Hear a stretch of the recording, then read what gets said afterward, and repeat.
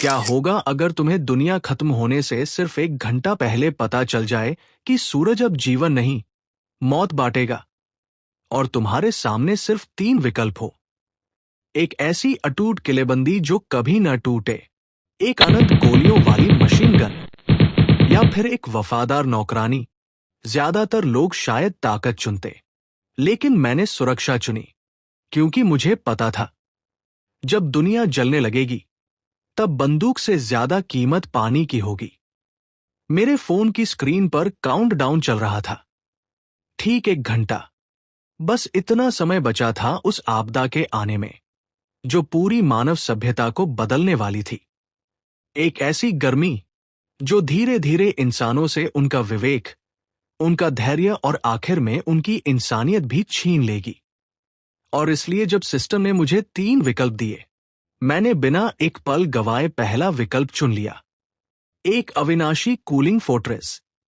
अगले ही सेकंड मेरे सामने मौजूद छोटा सा किराए का कमरा अचानक बदलना शुरू हो गया। मैं अविश्वास से अपनी आंखों के सामने सब कुछ होते हुए देख रहा था। दीवारों पर चढ़ा पुराना प्लास्टर गायब होने लगा। उसकी जगह चमकदार चांदी जैसे धातु की मोटी परतें उभर आई। पूरा कमरा ऐसा लग रहा था मानो किसी साइंस फिक्शन फिल्म की सुरक्षित बंकर में बदल रहा हो। खिड़की के शीशे जोर जोर से कांपने लगे, फिर वे मोटे होते गए, और कुछ ही सेकंड में बैंक की बुलेट प्रूफ ग्लास जैसी मजबूत दीवार बन गए।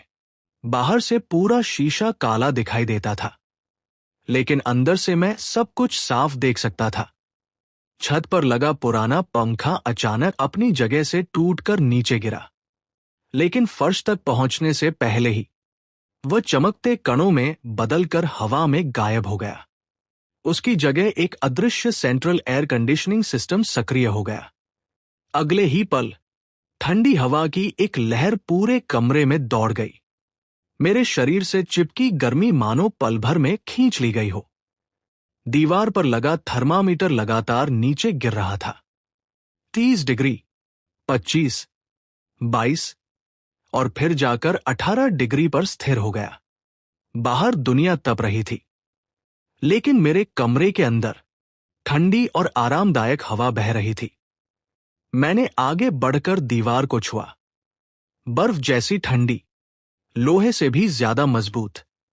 जब मैंने उंगलियों से उसे ठोका तो धातु जैसी भारी आवाज गूंज उठी। फिर मैंने नल खोला। साफ पानी तेजी से बहने लगा। लाइट का स्विच दबाया।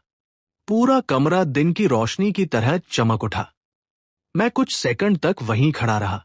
सिर्फ एक ही विचार मेरे दिमाग में घूम रहा था। ये पागलपन है, लेकिन सिस्टम का सरप्राइज अभी खत्म नहीं हुआ था। जब मैंने स्टोररूम का दरवाजा खोला तो मेरी सांस अटक गई। जो कमरा पहले लगभग खाली था, वो अब राशन से ठसाठस भरा हुआ था। फ्रिज के अंदर महंगे ड्रिंक्स की कतारें लगी थी। सॉफ्ट ड्रिंक्स, आयातित बियर, महंगे स्टेक्स, समुद्री खाने की दुर्लभ चीजें, और पता नहीं क्या क्या। स्टोररूम में चावल, आटा, तेल और हर तरह के डिब्बाबंद खाद्य पदार्थ पहाड़ की तरह जमा थे। सेल्फ हीटिंग हॉटपॉट्स, कंप्रेस्ड बिस्किट्स, आपातकालीन राशन, सब कुछ। मैंने जल्दी से हिसाब लगाया। अगर मैं अकेला रहूं तो ये सामान मुझे कई सालों तक जिंदा रख सकता था। तभी सिस्टम की आवाज दोबारा सुनाई दी। Modification complete. आपको सुखद जीवन की शुभकामनाएं। और फिर पूर्ण सन्नाटा। मैंने तुरंत अपना फोन निकाला। काउंटडाउन अब सिर्फ 45 मिनट दिखा रहा था। सामान की कोई कमी नहीं थी। फिर भी मेरे अंदर का जमाखोर चैन से नहीं बैठा, क्योंकि मुझे पता था आने वाले समय में असली मुद्रा पैसा नहीं होगी, पानी और बर्फ होगी। जिसके पास पानी होगा, उसी के पास शक्ति होगी। मैंने बिना देर किए हर डिलीवरी ऐप खोल डाला। एक के बाद एक कॉल्स शुरू हो गई। हेलो, मुझे 100 बड़े पानी के ड्रम चाहिए। क्या मतलब नहीं पहुंचा सकते? डबल पैसे दूंगा। जो भी चाहिए ले लो, बस अभी पहुंचाओ। अगली कॉल, तुम्हारी दुकान की सारी बर्फ चाहिए मुझे। हाँ, पूरी की पूरी। और सारे ड्रिंक्स भी। पैसों की चिंता मत करो, बस आधे घंटे के अंदर चाहिए। मेरी आवाज में ऐसी हड़बड़ी थी कि शायद सामने वाले भी घबरा गए होंगे। कुछ ही देर बाद पहला पानी वाला दरवाजे पर पहुंचा। उसके कंधे पर भारी ड्रम रखा था और पूरा शरीर पसीने में डूबा हुआ था। कमरे में घुसते ही वो हांफने लगा। भाई, आज तो मौसम जान ले रहा है। लगता है 40 डिग्री पार कर गया। तेरे ऑर्डर ने तो मेरी आत्मा निकाल दी। मैंने कोई जवाब नहीं दिया, सिर्फ पैसे ट्रांसफर किए और बाकी ड्रम जल्दी लाने को कहा। उसके बाद तो जैसे मेला लग गया। पानी, बर्फ, स्नैक्स, ड्रिंक्स। हर कुछ मिनट में कोई नया डिलीवरी वाला दरवाजे पर खड़ा होता। मेरे छोटे से किराए के कमरे का दरवाजा पूरे मोहल्ले का सबसे व्यस्त स्थान बन चुका था। लेकिन एक चीज सब में समान थी। हर कोई मौसम को कोस रहा था, हर कोई पसीने से तर था और हर कोई मुझे ऐसे देख रहा था जैसे मैं पागल हो गया हूं। काश उन्हें पता होता कि मैं क्यों भाग दौड़ कर रहा हूं। लेकिन अब समझाने का समय खत्म हो चुका था। मैं बार बार अपने फोन की स्क्रीन देख रहा था। काउंटडाउन तेजी से शून्य की ओर बढ़ रहा था। दिल की धड़कनें हर सेकंड के साथ तेज होती जा रही थी। खैर, आखिरकार वो क्षण आ गया। 12। काउंटडाउन शून्य पर पहुंच गया और अगले ही पल बाहर की धूप अचानक कई गुना तेज हो गई। ऐसा लगा मानो आसमान में दूसरा सूरज जल उठा हो। रोशनी इतनी भयानक थी कि आंखें चुभने लगी। सड़कें जलती हुई दिखाई देने लगी। हवा खुद आग की तरह लग रही थी। और तभी नीचे से एक चीख सुनाई दी, इतनी दर्दनाक, इतनी भयावह कि वह इंसानी आवाज कम और किसी मरते हुए जानवर की अंतिम पुकार ज्यादा लग रही थी। उस एक चीख ने पूरे इलाके की खामोशी चकनाचूर कर दी। फिर दूसरी चीख, फिर तीसरी, फिर दर्जनों। कुछ ही सेकंड में पूरे मोहल्ले में आतंक फैल चुका था। मैं धीरे धीरे खिड़की के पास पहुंचा और उस खास बुलेट प्रूफ शीशे के पीछे से बाहर झांका। जो दृश्य मेरी आंखों के सामने था वो किसी फिल्म का सीन नहीं था, वो असली नरक था। नीचे सड़क पर वही डिलीवरी राइडर खड़ा था जिसने कुछ मिनट पहले मेरे घर सामान पहुंचाया था। वो अपना स्कूटर स्टार्ट करने ही वाला था कि अचानक उसके पूरे शरीर की ताकत गायब हो गई। ऐसा लगा जैसे उसके शरीर की सारी हड्डियां एक ही पल में पिघल गई हों। वो सीधे सड़क पर ढेर हो गया। अगले ही सेकंड उसकी त्वचा लाल पड़ने लगी, फिर फफोले उभरने लगे। मैं अपनी आंखों के सामने उसकी चमड़ी को जलते हुए देख रहा था। वो जमीन पर तड़प रहा था, चिल्ला रहा था, लेकिन कोई उसकी मदद नहीं कर सकता था। पास के पेड़ की छाया में बैठे कुछ बुजुर्ग भी घबराकर चीखने लगे। वे भागकर बिल्डिंग के अंदर घुसना चाहते थे, लेकिन कुछ कदम दौड़ने के बाद ही उनके पैर जवाब दे गए। एक एक करके सब जमीन पर गिरने लगे। पूरा मोहल्ला दर्द भरी चीखों से भर चुका था। ऐसा लग रहा था मानो पूरी दुनिया को किसी विशाल स्टीमर में बंद करके उबाल दिया गया हो। हवा तक बदल चुकी थी। उसमें जले हुए मांस और तपती मिट्टी की गंध घुलने लगी थी। लेकिन ये सब देखकर भी मेरे चेहरे पर कोई भाव नहीं आया, क्योंकि मैं इस दिन का इंतजार कर रहा था। मैं मुड़ा, सीधे फ्रिज के पास गया और अंदर से बर्फ जैसी ठंडी कोक निकाली। आश्चर्य! कैन खुलने की आवाज कमरे में गूंज उठी। मैंने लंबा घूंट भरा। बर्फीला पेय गले से उतरता चला गया। बाहर लोग गर्मी से मर रहे थे और मैं 18 डिग्री वाले कमरे में बैठकर ठंडा पेय पी रहा था। सोफे पर आराम से लेटते हुए मैंने आंखें बंद कर ली। बाहर से आती चीखें, रोने की आवाजें, मदद की पुकारें, सब मिलकर किसी भयावह संगीत की तरह सुनाई दे रही थी। मानो दुनिया के अंत का कोई भव्य ऑर्केस्ट्रा बज रहा हो और मैं उसका अकेला वीआईपी दर्शक था। तभी मेरे दिमाग में सिस्टम की आवाज गूंज उठी। एपोकैलिप्स आधिकारिक रूप से शुरू हो चुकी है। Daily check in function unlock. प्रत्येक दिन एक चेक इन उपलब्ध होगा। पहले चेक इन पर विशेष बोनस सक्रिय। अपनी पहली मेड भर्ती करें। मैं हल्का सा मुस्कुराया। तो आखिरकार ये इनाम भी मिल गया। शुरुआती विकल्पों में जो तीसरा ऑप्शन था, वही एलिट मेड रिक्रूटमेंट कार्ड। मैंने उसे नहीं चुना था, लेकिन अब सिस्टम उसे बोनस के रूप में दे रहा था। सच कहूं तो यह सिस्टम उम्मीद से ज्यादा उदार था। मेड भर्ती शुरू करें। मेरे आदेश देते ही सिस्टम सक्रिय हो गया। होस्ट की अवचेतन पसंद के अनुसार मिलान किया जा रहा है। मैच सफल। लक्ष्य लिन मान। पहचान जियानिंग यूनिवर्सिटी की कैंपस ब्यूटी। होस्ट की पूर्व सहपाठी। वर्तमान स्थिति गंभीर डिहाइड्रेशन। शौक के कगार पर। यह नाम सुनते ही मेरे दिमाग में एक चेहरा उभर आया। लंबी, बेहद खूबसूरत और पूरे विश्वविद्यालय में मशहूर। कॉलेज के दिनों में उसके पीछे लड़कों की लाइन लगी रहती थी।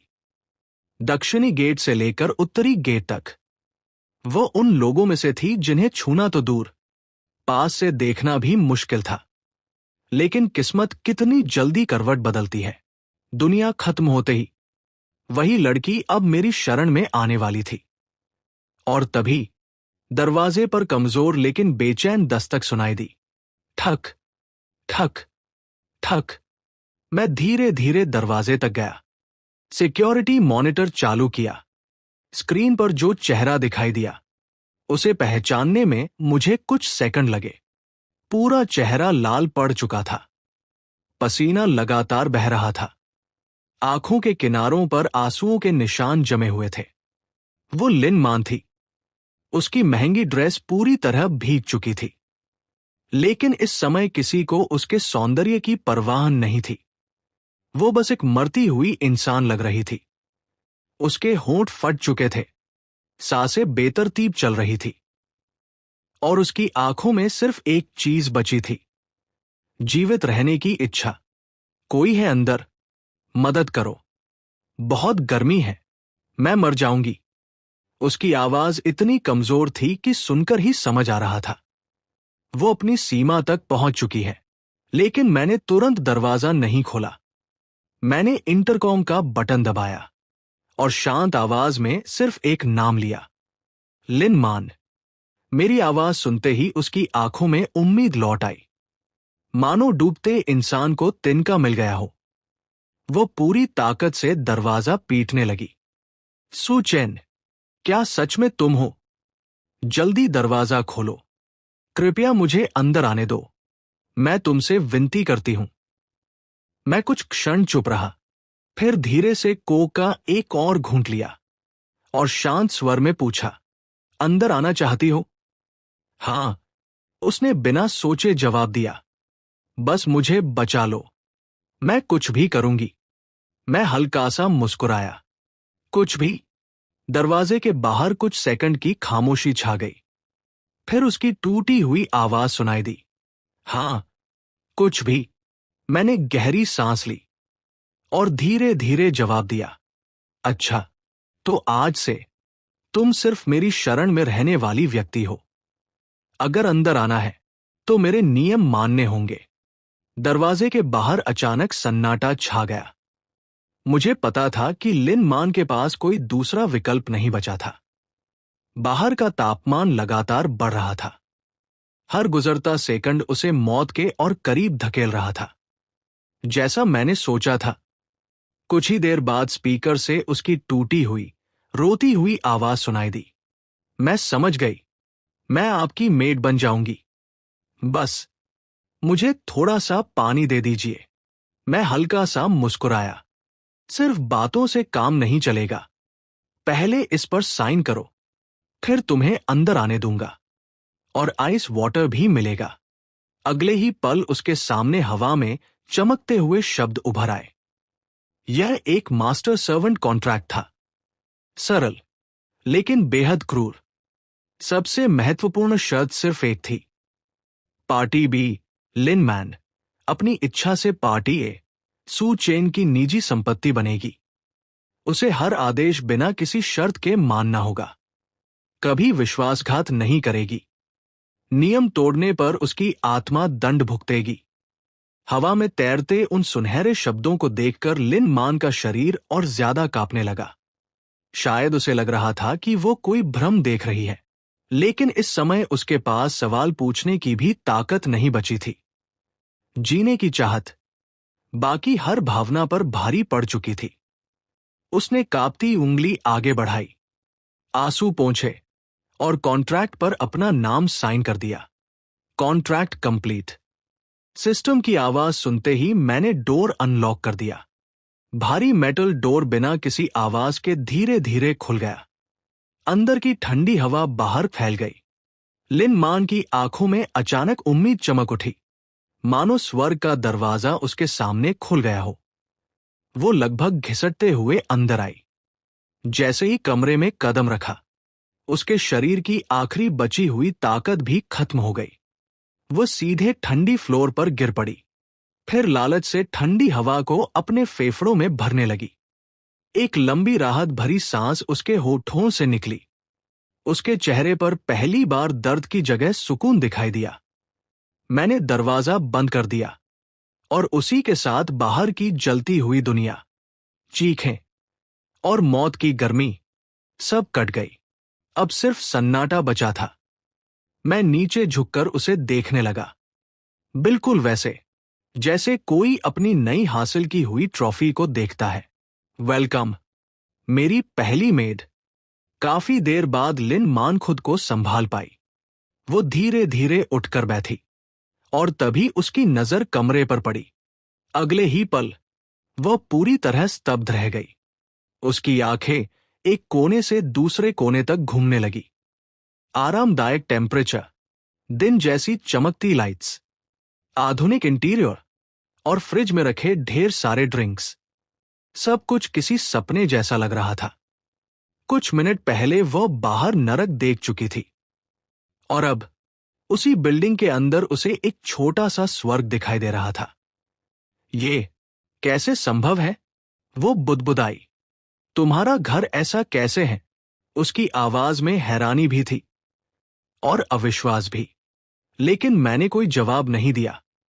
मैं फ्रिज तक गया, एक मिनरल वाटर की बोतल निकाली, ढक्कन खोला और उसके सामने ले आया। लिन मान की नजर जैसे ही पानी पर पड़ी, उसकी आंखें वहीं जम गई। इस वक्त उसकी सारी शान, सारा घमंड सब गायब हो चुका था।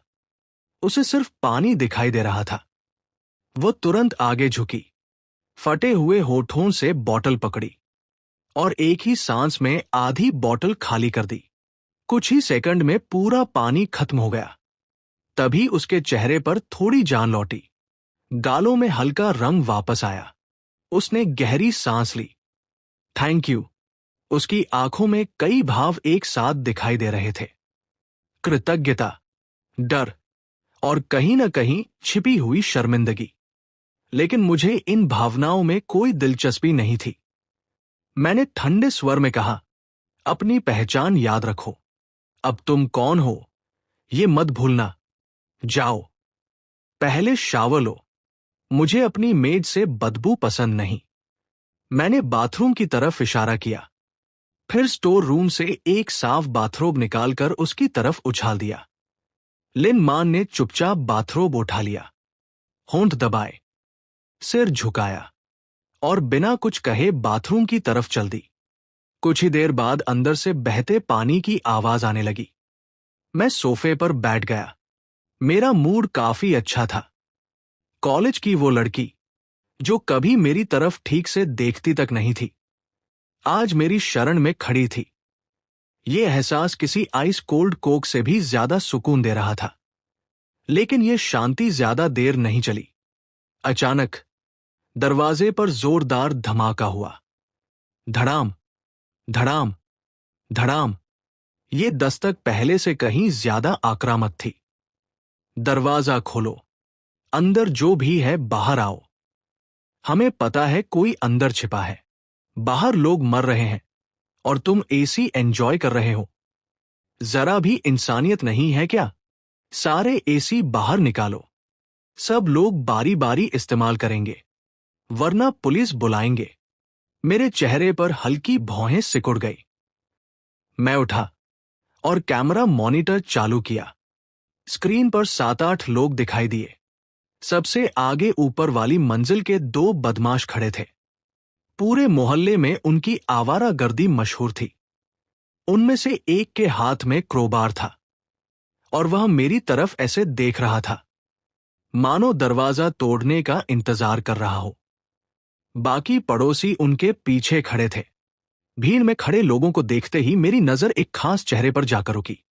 उसे मैं बहुत अच्छी तरह पहचानता था। मोहल्ले का सबसे बड़ा, नैतिकता का ठेकेदार। हर वक्त दूसरों को ज्ञान बांटना उसकी आदत थी। किसी की गाड़ी थोड़ी टेढ़ी पार्क हो जाए, किसी ने कचरा गलत जगह फेंक दिया हो, या किसी का किसी से झगड़ा हो जाए, वो हर मामले में अपनी नाक घुसा देता। खुद को पूरे मोहल्ले का न्यायाधीश समझता था। इस समय भी वो दोनों हाथ कमर पर रखे खड़ा था, चेहरे पर वही बनावटी धार्मिकता, और मेरी तरफ देखकर ऊंची आवाज में चिल्ला रहा था, अरे नौजवान, जल्दी दरवाजा खोलो। ये असाधारण समय है। ऐसे समय में सबको मिलकर रहना चाहिए। इतने अच्छे संसाधन अकेले रखना बहुत स्वार्थी बात है। सबको अंदर आने दो। थोड़ी देर शरण लेने दो। मैं स्क्रीन पर दिखाई दे रहे उन चेहरों को देखता रहा। फिर अचानक हंसी आ गई। कितने मूर्ख लोग हैं। उन्हें अभी तक समझ ही नहीं आया कि दुनिया बदल चुकी है। कानून खत्म, नियम खत्म, नैतिकता खत्म। अब सिर्फ ताकत बोलने वाली थी। और तभी सिस्टम की आवाज दोबारा सुनाई दी। Daily check in successful. कृपया अपना रिवॉर्ड चुनें। Option A, 1 box tomahawk steaks. Option B, physical stats double. Option C, tactical crossbow mastery. मैंने बिना सोचे ऑप्शन सी चुन लिया। Selection successful. अगले ही पल मेरे दिमाग में जानकारी का सैलाब उमड़ पड़ा। क्रोसबो की बनावट, shooting techniques, trajectory calculation, target prediction. हजारों घंटों की प्रैक्टिस जैसे एक ही सेकंड में मेरे दिमाग में भर गई। ऐसा महसूस हुआ मानो मैं सालों से क्रोसबो चला रहा हूं।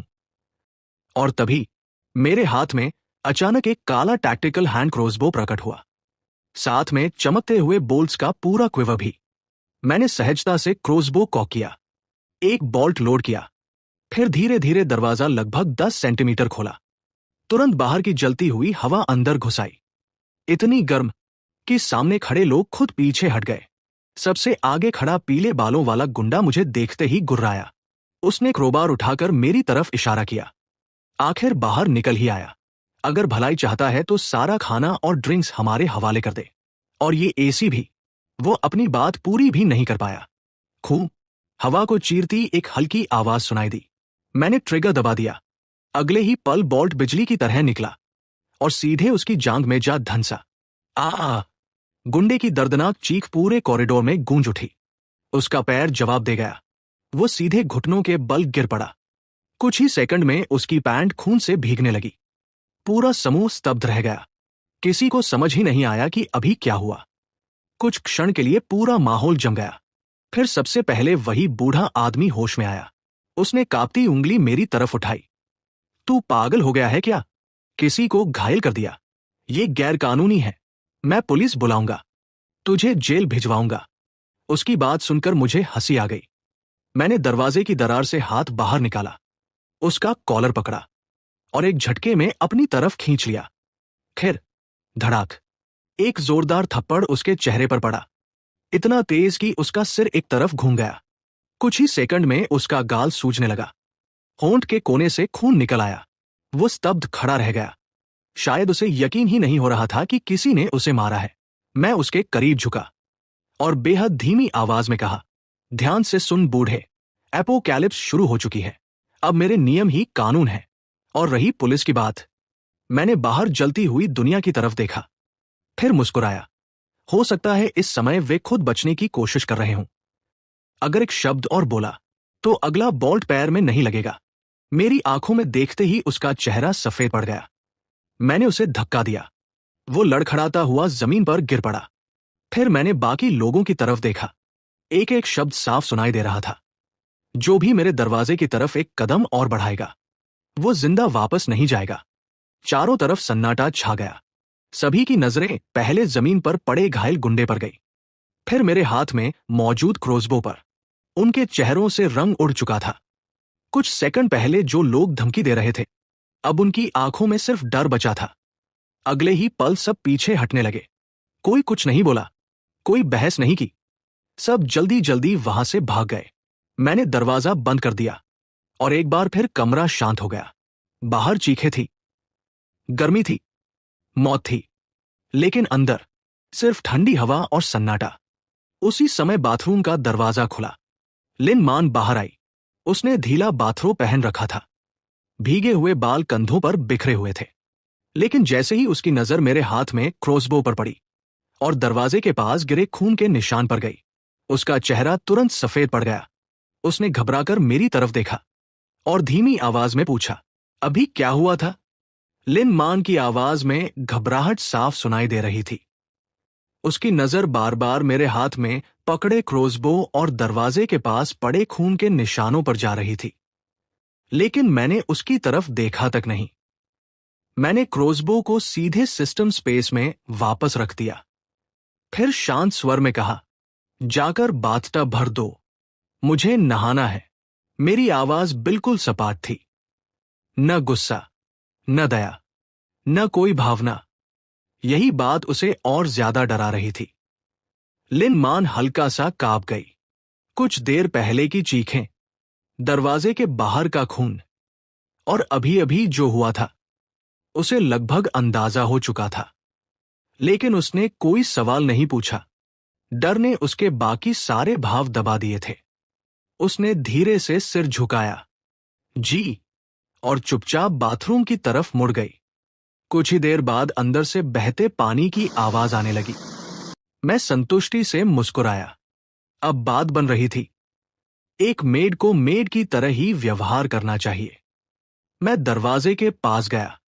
जब मैंने कुछ देर पहले दरवाजा खोला था, तब जो गर्म हवा अंदर आई थी, उसे एसी की ठंडी हवा पूरी तरह खत्म कर चुकी थी।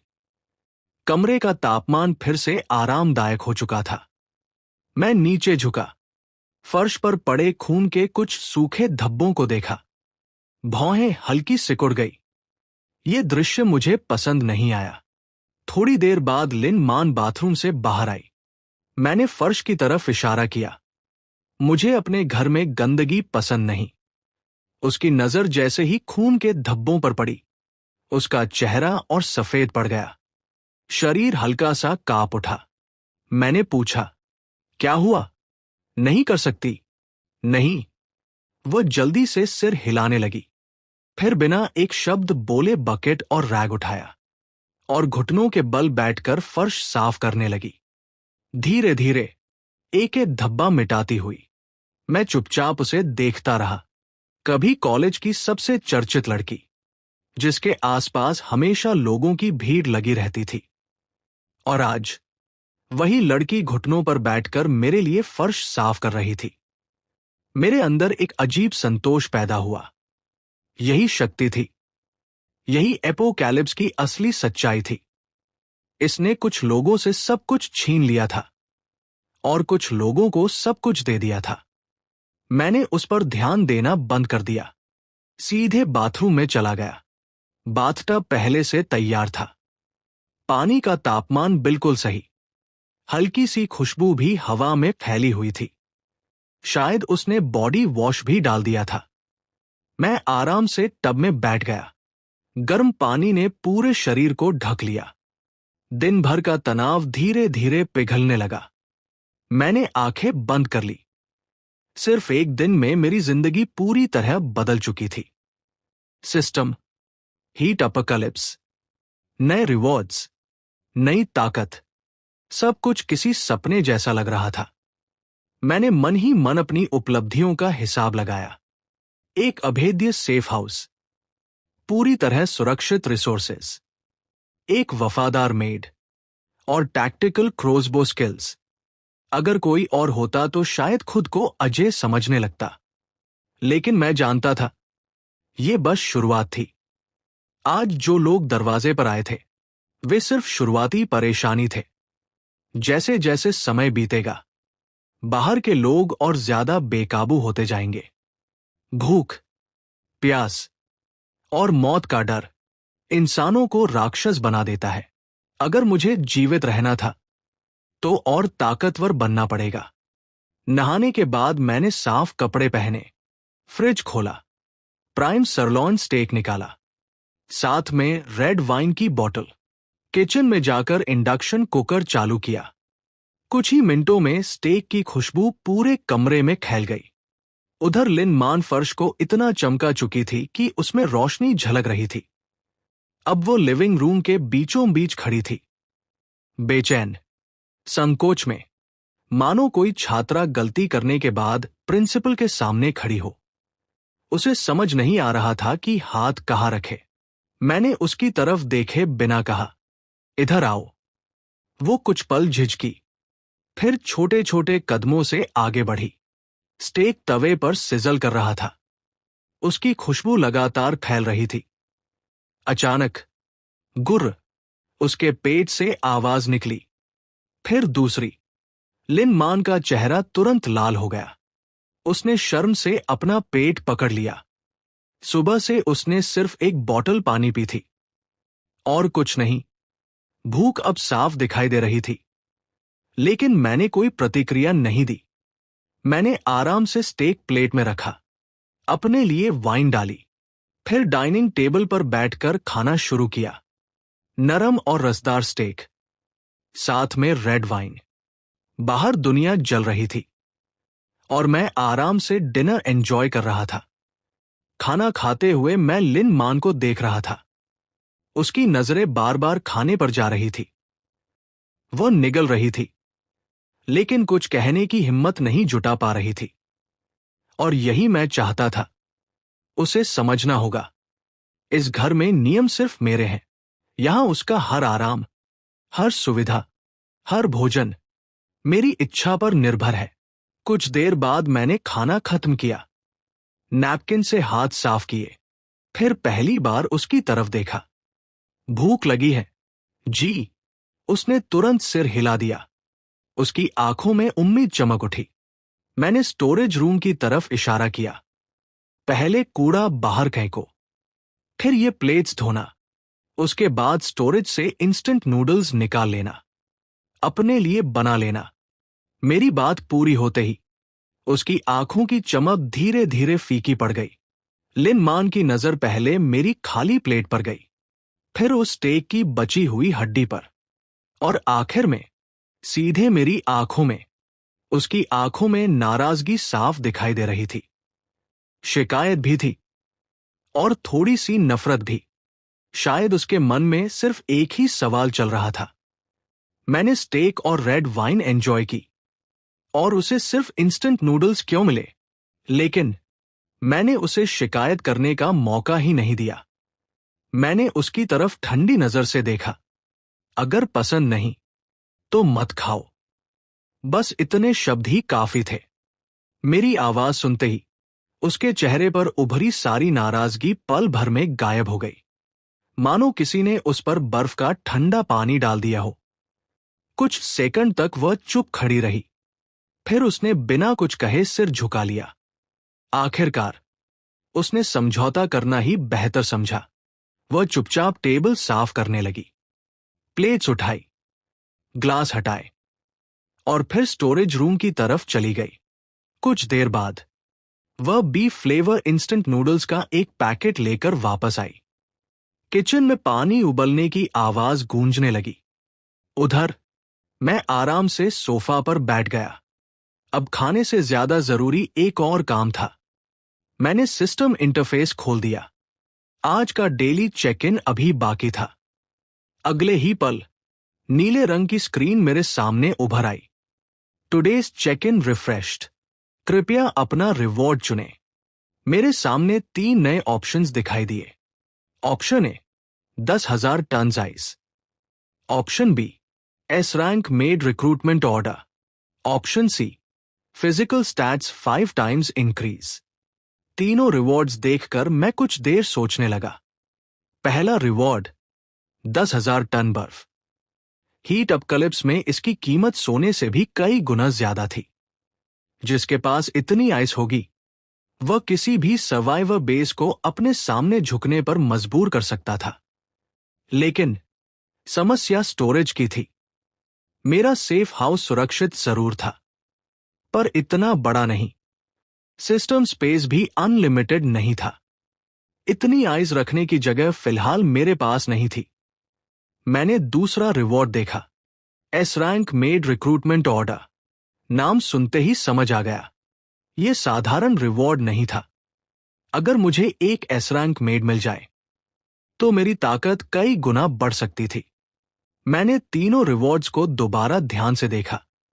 S rank maid recruitment order सुनने में शानदार लग रहा था, लेकिन फिलहाल मेरे पास लिन मान पहले से मौजूद थी। अभी मुझे एक और मेड की जरूरत नहीं थी। और अगर कोई मुश्किल स्वभाव वाला इंसान समन हो गया तो उसे संभालना भी एक नई परेशानी बन जाता। अब बचा आखिरी option, physical stats 5 times increase. यही सबसे भरोसेमंद रिवॉर्ड था। सेफ हाउस कितना भी मजबूत क्यों न हो, एक दिन टूट भी सकता है। दूसरों पर कितना भी भरोसा कर लो, हालात कभी भी बदल सकते हैं। लेकिन अपनी ताकत, वो कभी धोखा नहीं देती। अगर मुझे इस नई दुनिया में जिंदा रहना था तो सबसे पहले खुद को मजबूत बनाना जरूरी था। मैंने बिना हिचकिचाए कहा, ऑप्शन सी। अगले ही पल सिस्टम की आवाज गूंज उठी, सिलेक्शन सक्सेसफुल, एनहांसमेंट बिगिंस। मेरे सीने से अचानक एक गर्म ऊर्जा पूरे शरीर में फैल गई। ऐसा लगा जैसे शरीर की हर सेल नए सिरे से बन रही हो। हड्डियां और मजबूत होने लगी, मांसपेशियों में नई ताकत भरने लगी, खून पहले से कहीं तेज दौड़ने लगा। कुछ ही सेकंड में मुझे अपने शरीर का हर बदलाव महसूस होने लगा। दिल की धड़कन पहले से कहीं ज्यादा साफ सुनाई दे रही थी। हवा में उड़ती धूल तक महसूस हो रही थी। मैंने मुट्ठी भींची, टक टक, जोड़ों से तेज आवाज आई। ऐसा लग रहा था जैसे अब एक ही मुक्के में किसी बड़े जानवर को भी गिरा सकता हूं। ये ताकत वाकई अविश्वसनीय थी। उसी समय किचन से लिन मान बाहर आई। उसके हाथ में इंस्टेंट नूडल्स का गर्म बॉल था, लेकिन मुझे देखते ही वो ठिठक गई। उसके हाथ लगभग कांप गए। तुम्हें क्या हो गया? मैंने कोई जवाब नहीं दिया, बस हल्की मुस्कान के साथ उसकी तरफ देखा। उसे शायद समझ आ गया था कि कुछ ही पलों में मेरी ताकत पहले से कई गुना बढ़ चुकी है। वो अनजाने में एक कदम पीछे हट गई। मैंने उसके हाथ से नूडल्स का बॉल लेकर टेबल पर रख दिया। फिर शांत स्वर में कहा, इस घर में अब सिर्फ एक ही नियम है, हर काम अनुशासन से होगा। लिन मान ने घबराकर मेरी तरफ देखा। लेकिन हम तो क्लासमेट्स हैं। मैं हल्का सा हंसा। क्लासमेट? वो दुनिया अब खत्म हो चुकी है। मैंने खिड़की की तरफ इशारा किया। बाहर देखो, 60 डिग्री से ज्यादा तापमान। लोग पानी की एक बोतल के लिए एक दूसरे की जान लेने को तैयार हैं। अब सिर्फ मौसम ही खतरनाक नहीं है, इंसानों का लालच उससे भी ज्यादा खतरनाक बन चुका है। मैं कुछ पल रुका, फिर शांत आवाज में बोला, अगर अभी इस सेफ हाउस से बाहर निकलो तो शायद 10 मिनट भी सुरक्षित नहीं रह पाओगी। मेरी बात सुनकर लिन मान पूरी तरह चुप हो गई। लिन मान ने मेरी उंगली जिस दिशा में इशारा कर रही थी उधर देखा। खिड़की के बाहर का दृश्य साफ दिखाई नहीं दे रहा था, लेकिन बाहर से लगातार आती चीखें, मदद की पुकार और अफरा तफरी की आवाजें उसे हर पल याद दिला रही थी कि बाहर की दुनिया अब पहले जैसी नहीं रही। वो कुछ नहीं बोली, बस चुपचाप खड़ी रही। उसके कांपते हाथ बता रहे थे कि वह अभी भी डरी हुई है। कमरे में कुछ देर तक पूरी खामोशी छाई रही। मैं वापस सोफे पर बैठ गया, टेबल पर रखा नूडल्स का बॉल उठाया। अब तक नूडल्स थोड़े ठंडे हो चुके थे। मैं आराम से खाना खाने लगा। कुछ देर बाद मैंने बिना उसकी तरफ देखे कहा, यहां रहना है तो इस घर के नियम मानने होंगे। अगर नहीं तो फैसला तुम्हारा है। इसके बाद मैंने कोई बात नहीं की। पूरे कमरे में सिर्फ दो आवाजें गूंज रही थी, मेरे नूडल्स खाने की और बाहर से आती दूर दूर की चीखों की। समय धीरे धीरे बीतता गया। मैंने आखिरी कौर खाया, बॉल टेबल पर रखा और एक लंबी सांस ली। लिन मान ने धीरे से अपनी आंखों के आंसू पोंछे, फिर शांत कदमों से मेरी तरफ आई। उसके चेहरे पर पहले जैसा विरोध नहीं था, सिर्फ थकान, डर और नई परिस्थितियों को स्वीकार करने की मजबूरी दिखाई दे रही थी। उसे आखिरकार समझ आ चुका था कि अब उसकी जिंदगी पूरी तरह बदल चुकी है। उसी समय दरवाजे के बाहर से किसी महिला की घबराई हुई आवाज सुनाई दी। सु चेन, क्या तुम अंदर हो? उस आवाज में घबराहट भी थी और उम्मीद भी। मैंने सिक्योरिटी मॉनिटर चालू किया। स्क्रीन पर एक महिला दिखाई दी। वो बुरी तरह थकी हुई थी। प्यास और गर्मी ने उसकी हालत खराब कर दी थी। जैसे ही उसे एहसास हुआ कि मैं अंदर हूं, उसकी आंखों में उम्मीद लौट आई। कृपया मेरी मदद करो, मैंने शांत स्वर में जवाब दिया। मुझे सिर्फ भरोसेमंद लोग चाहिए। खाली वादों से काम नहीं चलेगा। मेरी बात खत्म होते ही सिस्टम सक्रिय हो गया। हवा में एक चमकती हुई वर्चुअल स्क्रीन दिखाई दी।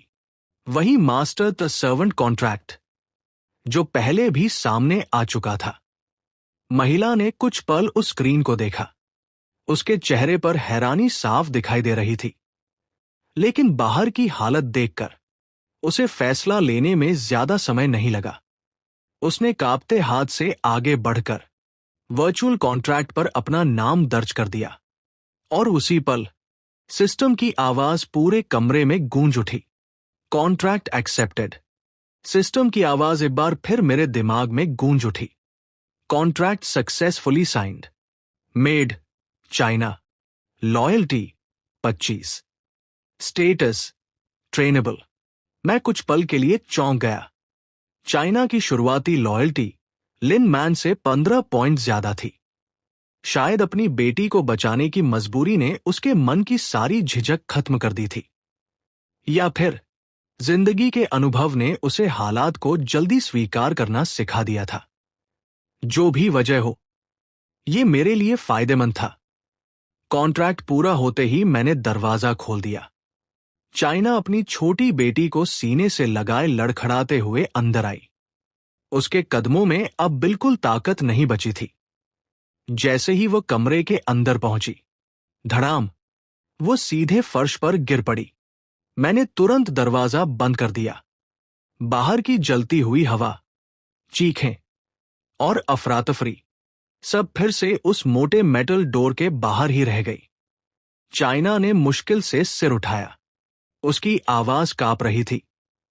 पानी, कृपया, और मेरी बेटी के लिए दवा। मैंने तुरंत जवाब नहीं दिया। सबसे पहले मेरी नजर उसकी बेटी पर गई। छोटी सी बच्ची, ज्यादा से ज्यादा 5 या 6 साल की। उसका चेहरा तेज बुखार से लाल पड़ चुका था। सांसें बहुत तेज चल रही थी। वो लगभग बेहोशी की हालत में थी। मैंने उसके माथे पर हाथ रखा। तापमान असामान्य रूप से ज्यादा था। मैंने तुरंत स्थिति समझ ली। तेज बुखार और गंभीर डिहाइड्रेशन। चाइना की आंखों से आंसू बहने लगे। दोपहर से इसकी हालत ऐसी ही है। मैं कुछ नहीं कर पाई। मैंने उसे शांत रहने का इशारा किया। अभी रोने का समय नहीं है, पहले बच्ची का इलाज करते हैं। मैं तुरंत स्टोरेज रूम की तरफ गया। सेफ हाउस अपग्रेड के साथ मिला मेडिकल किट वही रखा था। उसके अंदर जरूरी दवाइयां और मेडिकल सप्लाईज पूरी तरह मौजूद थी। मैंने चिल्ड्रंस फीवर मेडिसिन निकाली, एंटीबायोटिक्स देखी, फिर सलाइन तैयार किया। जरूरी सामान एक एक करके सामने रख दिया। बच्ची को संभाल कर पकड़ो, मैंने कहा। चाइना ने बिना एक पल गवाए वैसा ही किया। मैंने सावधानी से उसकी बाह में वेन ढूंढी और इंजेक्शन लगा दिया। पूरा प्रोसेस बिना किसी जल्दबाजी के पूरा हुआ। चाइना लगातार मेरी तरफ देख रही थी। उसकी आंखों में हैरानी साफ दिखाई दे रही थी। शायद उसे उम्मीद नहीं थी कि मैं इतनी आसानी से ये सब कर सकता हूं। सच कहूं, मुझे खुद भी इसका जवाब नहीं पता था। संभव है कि सेफ हाउस अपग्रेड के साथ सिस्टम ने कुछ बेसिक मेडिकल स्किल्स भी दे दिए हों। सलाइन लगाने के बाद मैंने बच्चों की फीवर सिरप निकाली। धीरे धीरे बच्ची को दवा पिलाई। कुछ मिनट बाद मैंने राहत की सांस ली। कम से कम शुरुआती इलाज पूरा हो चुका था। मैंने चाइना की तरफ देखा, फिर बेडरूम की ओर इशारा किया। उसे उस कमरे में ले जाओ। आराम करने दो। गुनगुने पानी से शरीर पोंछना। हर आधे घंटे में थोड़ा थोड़ा पानी पिलाना। अगर सब ठीक रहा तो सुबह होने से पहले बुखार उतर जाएगा। चाइना कुछ पल तक मुझे देखती रही। उसके चेहरे पर हैरानी और राहत दोनों दिखाई दे रही थी। मैंने शांत स्वर में कहा, तुम दोनों बेडरूम में आराम करो। मैं आज सोफा पर सो जाऊंगा। मैंने चाइना की तरफ देखते हुए शांत स्वर में कहा, गलत मतलब मत निकालो।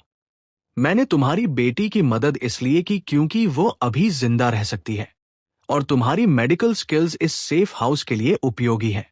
चाइना कुछ पल चुप रही, फिर उसने धीरे से सिर झुका दिया। जी मास्टर। उसने अपनी बेटी को सावधानी से उठाया और बेडरूम की तरफ चली गई। कुछ ही देर में लिविंग रूम में सिर्फ मैं और लिन मैन रह गए। लिन मैन ने अभी अभी जो कुछ हुआ था सब अपनी आंखों से देखा था। उसकी नजर पहले बेडरूम की तरफ गई जहां चाइना अपनी बेटी के साथ ठहरी थी। फिर उसने उस छोटे से स्टोरेज रूम की तरफ देखा जो अब उसके रहने की जगह बनने वाला था। उसके चेहरे पर कई भाव एक साथ दिखाई दे रहे थे। शायद हैरानी, शायद असहजता या शायद राहत।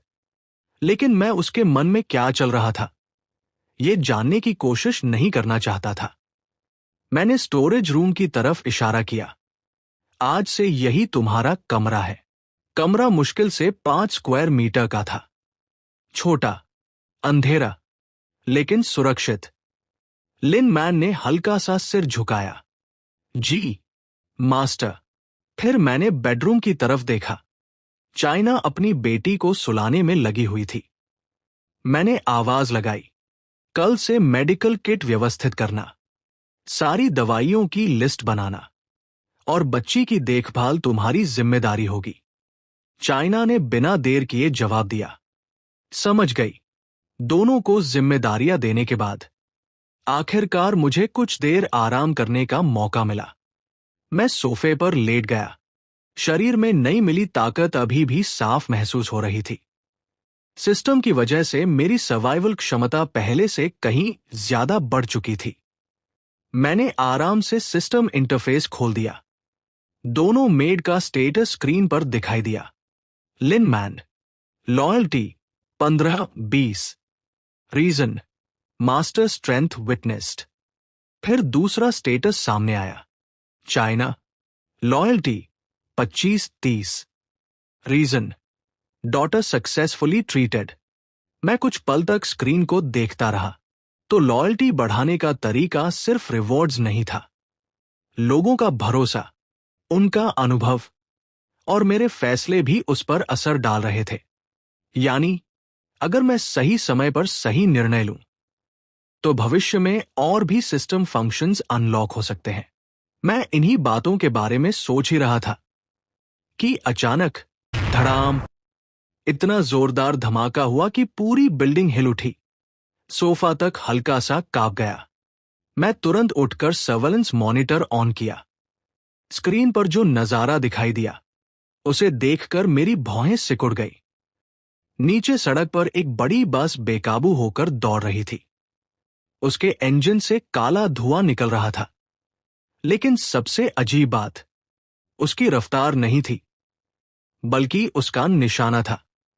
अगले ही पल बस सीधे हमारी बिल्डिंग के सपोर्ट पिलर से टकरा गई।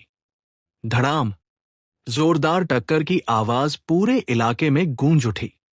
बस रुकते ही उसके दरवाजे खुल गए और एक एक करके कई लोग बाहर कूदने लगे।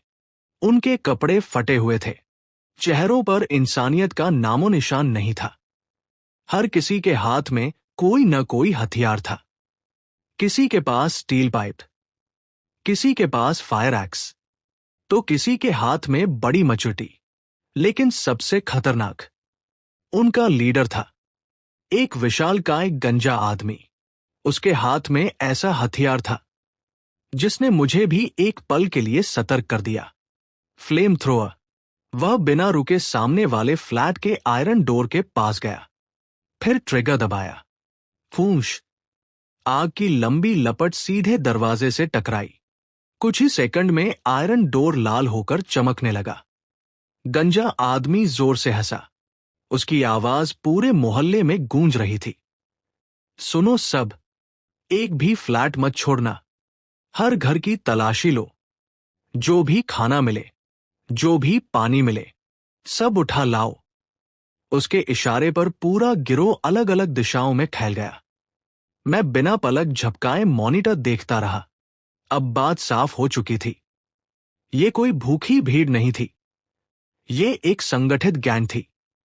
उनके पास योजना थी, हथियार थे और साफ स्ट्रैटेजी भी। मेरी नजर फिर बस पर गई। अब समझ आया, उस पर लोहे की मोटी प्लेट्स लगी हुई थी। मतलब उन्होंने इस हमले की तैयारी पहले से कर रखी थी। उन्होंने हमारी बिल्डिंग को यूं ही नहीं चुना था। ऊंची बिल्डिंग, ज्यादा फ्लैट्स और ज्यादा रिसोर्सेज, यानी उनका लक्ष्य साफ था, पूरी बिल्डिंग पर कब्जा करना। मैंने गहरी सांस ली। इस बार सामने वाले दुश्मन पहले वाले पड़ोसियों जैसे नहीं थे। ये लोग बिना सोचे समझे हमला करने वाले नहीं लग रहे थे। उसी समय धमाके की आवाज सुनकर लिन मैन और चाइना भी अपने कमरों से बाहर आ गई। दोनों के चेहरों पर डर साफ दिखाई दे रहा था। लिन मैन ने घबराकर पूछा, मास्टर, बाहर क्या हो रहा है? चाइना ने भी चिंतित नजरों से मॉनिटर की तरफ देखा। मॉनिटर की स्क्रीन देखते ही लिन मैन और चाइना दोनों के चेहरों का रंग उड़ गया। स्क्रीन पर वही गंजा लीडर दिखाई दे रहा था। उसने फ्लेम थ्रोअर सीधे एक फ्लैट के आयरन डोर पर तान रखा था। अगले ही पल आग की तेज लपटें दरवाजे से टकराई। कुछ ही सेकंड में लोहे का दरवाजा लाल पड़ने लगा। फिर पूरा गिरोह सीढ़ियों की तरफ बढ़ गया। लिन मैन की आवाज कांप उठी, अगर ये लोग यहां तक आ गए तो? चाइना ने डर के मारे खुद को कसकर पकड़ लिया। उसके हाथ लगातार कांप रहे थे। मैंने दोनों की तरफ देखा और शांत स्वर में कहा, डरने से कुछ नहीं होगा। ये सिर्फ हथियारबंद गुंडे हैं। बाहर से देखने पर मैं बिल्कुल शांत लग रहा था, लेकिन दिमाग पूरी रफ्तार से काम कर रहा था। सेफ हाउस मजबूत जरूर था, पर फ्लेम थ्रोअर जैसी चीज के सामने वो कितनी देर टिकेगा? इसका जवाब मेरे पास भी नहीं था। सबसे बड़ी चिंता कुछ और थी। अगर इस गैंग को मेरे सेफ हाउस का पता चल गया, तो चाहे वे अंदर घुस पाए या नहीं, मुसीबत यहीं खत्म नहीं होगी। वे बार बार लौट कर आएंगे, और मैं ऐसा बिल्कुल नहीं चाहता था। मैंने गहरी सांस ली। सीधी लड़ाई सबसे खराब विकल्प थी। मेरे शरीर की ताकत कई गुना बढ़ चुकी थी। क्रोसबो चलाने की स्किल भी बेहतरीन थी। लेकिन सामने पूरा गैंग था। उनके पास संख्या भी थी और फ्लेम थ्रोअर जैसा खतरनाक हथियार भी। सीधे मुकाबले में जीत की कोई गारंटी नहीं थी। हां, मेरे पास एक फायदा जरूर था। उन्हें मेरी मौजूदगी का पता नहीं था, लेकिन मैं उनकी हर हरकत देख सकता था। मैंने फिर से मॉनिटर पर नजर डाली। अब वे पहली मंजिल के फ्लैट्स तोड़ना शुरू कर चुके थे। स्क्रीन से लगातार आवाजें आ रही थी। लोगों की चीखें, मदद की पुकार, दरवाजे टूटने की आवाज और उन गुंडों की डरावनी हंसी। पूरा अपार्टमेंट किसी डरावने नाइटमेयर में बदल चुका था। चाइना ने कांपते हुए अपना मुंह ढक लिया। उसकी आंखों से आंसू बहने लगे। शायद वह सोच रही थी, अगर मैंने दरवाजा नहीं खोला होता तो आज वही और उसकी बेटी भी इस नरक का हिस्सा होती। उधर लिन मैन भी डर के मारे सिर पकड़कर नीचे बैठ गई। मैंने तेज आवाज में कहा, खड़े हो जाओ। दोनों मेरी आवाज सुनते ही घबरा गई। उन्होंने तुरंत खुद को संभाला। मैंने चाइना की तरफ देखा। तुम नर्स हो। हॉस्पिटल में इमरजेंसी मेडिसिन्स का कोई बड़ा स्टोरेज है या ऐसी कोई जगह जहां मेडिकल सप्लाईज बड़ी मात्रा में मिल सके? चाइना कुछ पल सोचती रही, फिर बोली, हां, हमारे हॉस्पिटल के अंडरग्राउंड कोल्ड स्टोरेज में इमरजेंसी मेडिसिन्स का बड़ा रिजर्व है। वैक्सीन्स भी हैं और ऐसी कई दवाइयां जो बाहर की किसी फार्मेसी में नहीं मिलेंगी। मेरे चेहरे पर हल्की मुस्कान आ गई। बहुत अच्छा, यही जानकारी मुझे चाहिए थी। फिर मैंने धीरे धीरे अपना ध्यान लिन मैन की तरफ मोड़ा। उससे भी अब एक जरूरी सवाल पूछना था। मैंने लिन मैन की तरफ देखा। एक बात बताओ, क्या तुम्हारे पिता के पास कोई सीक्रेट वेयरहाउस, सेफ हाउस या ऐसा कोई प्राइवेट स्टोरेज है? मेरे सवाल पर लिन मैन कुछ पल के लिए चुप रह गई, फिर धीरे से सिर हिलाया। मुझे नहीं पता। उन्होंने कभी ऐसी बातें मुझसे शेयर नहीं की। मैंने कोई जवाब नहीं दिया, बस कुछ सेकंड तक उसे देखता रहा। फिर मेरा ध्यान वापस मॉनिटर पर चला गया। असल में मैं ये सवाल किसी और वजह से पूछ रहा था। इस समय जानकारी किसी भी हथियार से ज्यादा कीमती थी। जिस इंसान के पास ऐसी जानकारी होगी, वह भविष्य में सबसे उपयोगी साबित हो सकता था। चाइना ने हॉस्पिटल के इमरजेंसी मेडिकल स्टोरेज के बारे में बताया था। वह जानकारी मेरे लिए बेहद अहम थी। अगर भविष्य में मौका मिला तो वहां से जरूरी मेडिसिन्स और मेडिकल सप्लाईज हासिल की जा सकती थी। जहां तक लिन मैन की बात थी, उसके परिवार के पास अगर कोई अतिरिक्त रिसोर्सेज या सुरक्षित जगह हुई तो वह भी आगे चलकर काम आ सकती थी। मैंने दोनों की तरफ देखा, फिर शांत स्वर में कहा, अभी के लिए अपने अपने कमरों में रहो। बिना जरूरत बाहर मत आना और कोई आवाज मत करना। फिर मैंने चाइना की तरफ देखा, अपनी बेटी का ध्यान रखना। उसने तुरंत सिर हिलाया। जी। मैंने लिन मैन की तरफ देखा, तुम भी अपने कमरे में रहो। उसने भी बिना कुछ कहे हामी भर दी। कुछ ही सेकंड में दोनों अपने अपने कमरों में चली गई। एक बार फिर पूरे लिविंग रूम में सन्नाटा छा गया। मैंने दोबारा सर्वेलेंस मॉनिटर चालू किया। नीचे का हाल पहले से भी ज्यादा खराब हो चुका था। वह गैंग बेहद तेजी से आगे बढ़ रहा था। अब वे दूसरी मंजिल तक पहुंच चुके थे। उनका तरीका बेहद सीधा था। जहां दरवाजा कमजोर मिला, उसे फायर एक्स से तोड़ दिया। जहां लॉक मजबूत मिला, वहां स्टील पाइप से उखाड़ने की कोशिश की। और अगर कुछ भी काम न करे तो उनका लीडर फ्लेम थ्रोअर इस्तेमाल कर देता। मैंने अपने मेटल डोर की तरफ देखा। वो काफी मजबूत था, लेकिन अगर लगातार फ्लेम थ्रोअर की आग झेलनी पड़ी तो शायद ज्यादा देर तक टिक नहीं पाएगा। सिर्फ इंतजार करना अब सबसे बड़ी गलती होती। मुझे पहले ही कोई योजना बनानी थी। मैं तुरंत सेफ हाउस के कंट्रोल पैनल के पास गया। अपग्रेड के बाद यह नया डिवाइस दीवार पर लगाया गया था। यहीं से पूरे सेफ हाउस के सिस्टम्स को कंट्रोल किया जा सकता था। मैंने गहरी सांस ली। मैं सीधे सेफ हाउस के कंट्रोल पैनल के सामने जाकर रुक गया। स्क्रीन पर पूरे बेस का ब्लूप्रिंट खुल गया। हर सिस्टम साफ दिखाई दे रहा था। Power supply, water circulation, ventilation system और कई दूसरे कंट्रोल मॉड्यूल्स। मैं एक एक सेक्शन ध्यान से देखने लगा। अचानक मेरी नजर वेंटिलेशन सिस्टम पर जाकर रुक गई। सेफ हाउस की वेंटिलेशन पूरी तरह इंडिपेंडेंट थी। एयर इनटेक और एयर एग्जॉस्ट दोनों ही दीवारों के अंदर इस तरह छिपे हुए थे कि बाहर से कोई उनका पता नहीं लगा सकता था। लेकिन एक छोटी सी डिटेल ने मेरा ध्यान खींच लिया। यह सिस्टम अभी भी बिल्डिंग के मेन वेंटिलेशन शाफ्ट से जुड़ा हुआ था। बस यही मुझे एक आइडिया आया। मेरे दिमाग में धीरे धीरे पूरी स्ट्रैटेजी तैयार होने लगी। मैंने बिना देर किए सिस्टम इंटरफेस खोल दिया। मन ही मन कहा, सिस्टम, डेली चेक इन। अगले ही पल स्क्रीन चमक उठी। Today's check in successful, please choose your reward. मेरे सामने 3 नए ऑप्शंस दिखाई दिए। Option A, base upgrade kit. Safe house का एरिया बढ़कर 300 स्क्वायर मीटर हो जाएगा। साथ ही एक छोटा इकोलॉजिकल एरिया भी अनलॉक होगा। Option B, aura concealment skill. एक ऐसी स्किल जो मेरी मौजूदगी को पूरी तरह छिपा सकती थी। मेरी सांस, मेरी हार्टबीट, यहां तक कि शरीर की हीट भी महसूस नहीं होगी। Option C, high explosive grenades. पूरे 24 ग्रेनेड्स का एक बॉक्स। मैं कुछ पल तक तीनों रिवॉर्ड्स को देखता रहा। कमाल की बात थी, ऐसा लग रहा था जैसे सिस्टम को पहले से पता हो कि मुझे इस समय किस चीज की जरूरत है।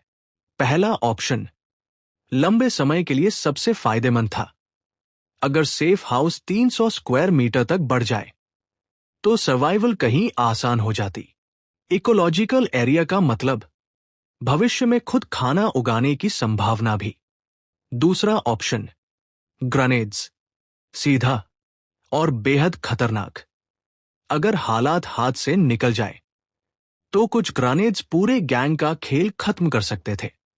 लेकिन जोखिम भी उतना ही बड़ा था।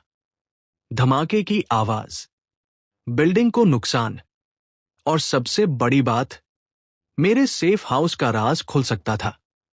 मैंने धीरे धीरे तीसरे ऑप्शन पर नजर टिकाई, ऑरा कंसीलमेंट। पहली नजर में यह सबसे साधारण स्किल लग रही थी, लेकिन मेरे दिमाग में जो प्लान बन चुका था उसके लिए यही सबसे जरूरी थी। अगर मुझे कुछ समय के लिए सेफ हाउस से बाहर निकलना पड़ा तो यह स्किल मेरी सबसे बड़ी सुरक्षा बन सकती थी।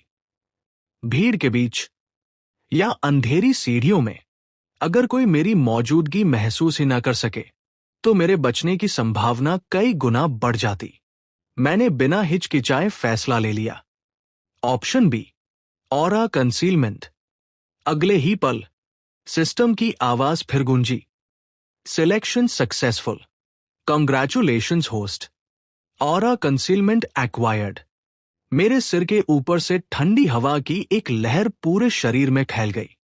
अजीब सा एहसास होने लगा, मानो मेरा शरीर धीरे धीरे आसपास के माहौल में घुल रहा हो।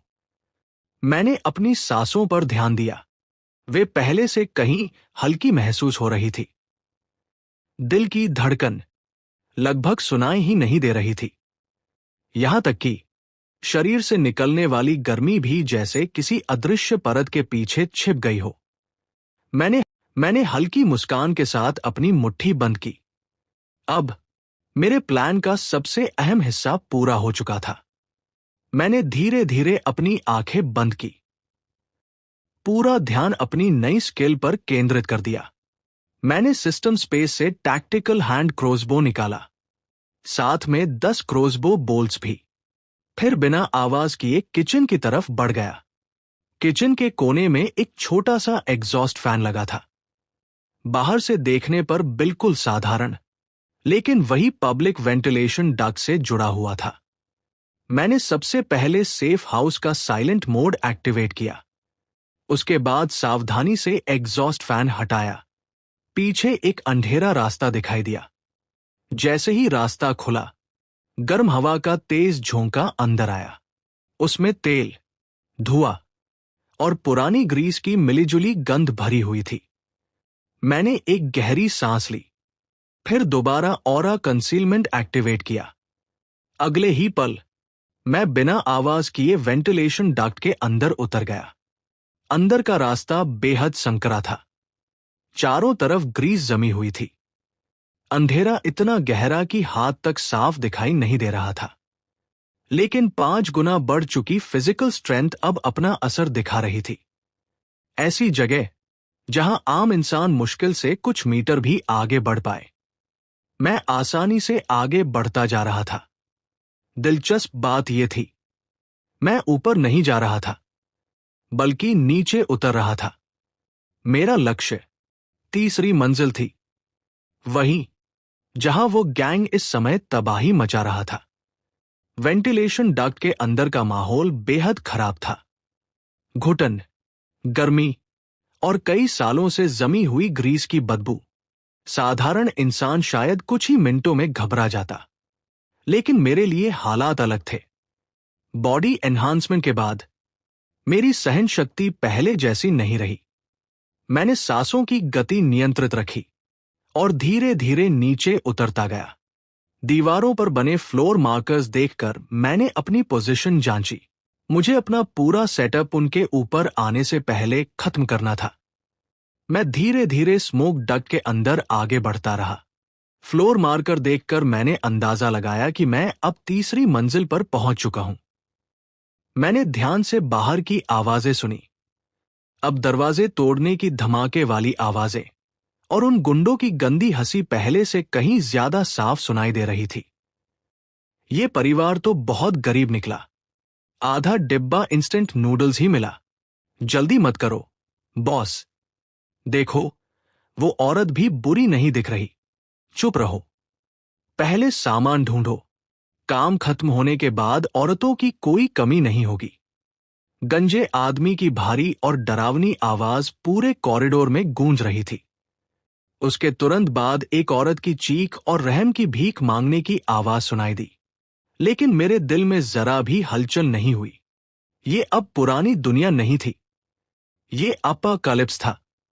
यहां ताकतवर हमेशा कमजोरों को अपना शिकार बनाते हैं। अगर मैं दूसरों पर तरस खाने लगूं, तो अगला शिकार मैं खुद बन जाऊंगा। मैंने बगल में हो रही उस दर्दनाक घटना को पूरी तरह नजरअंदाज कर दिया और अपने मिशन पर ध्यान लगाया।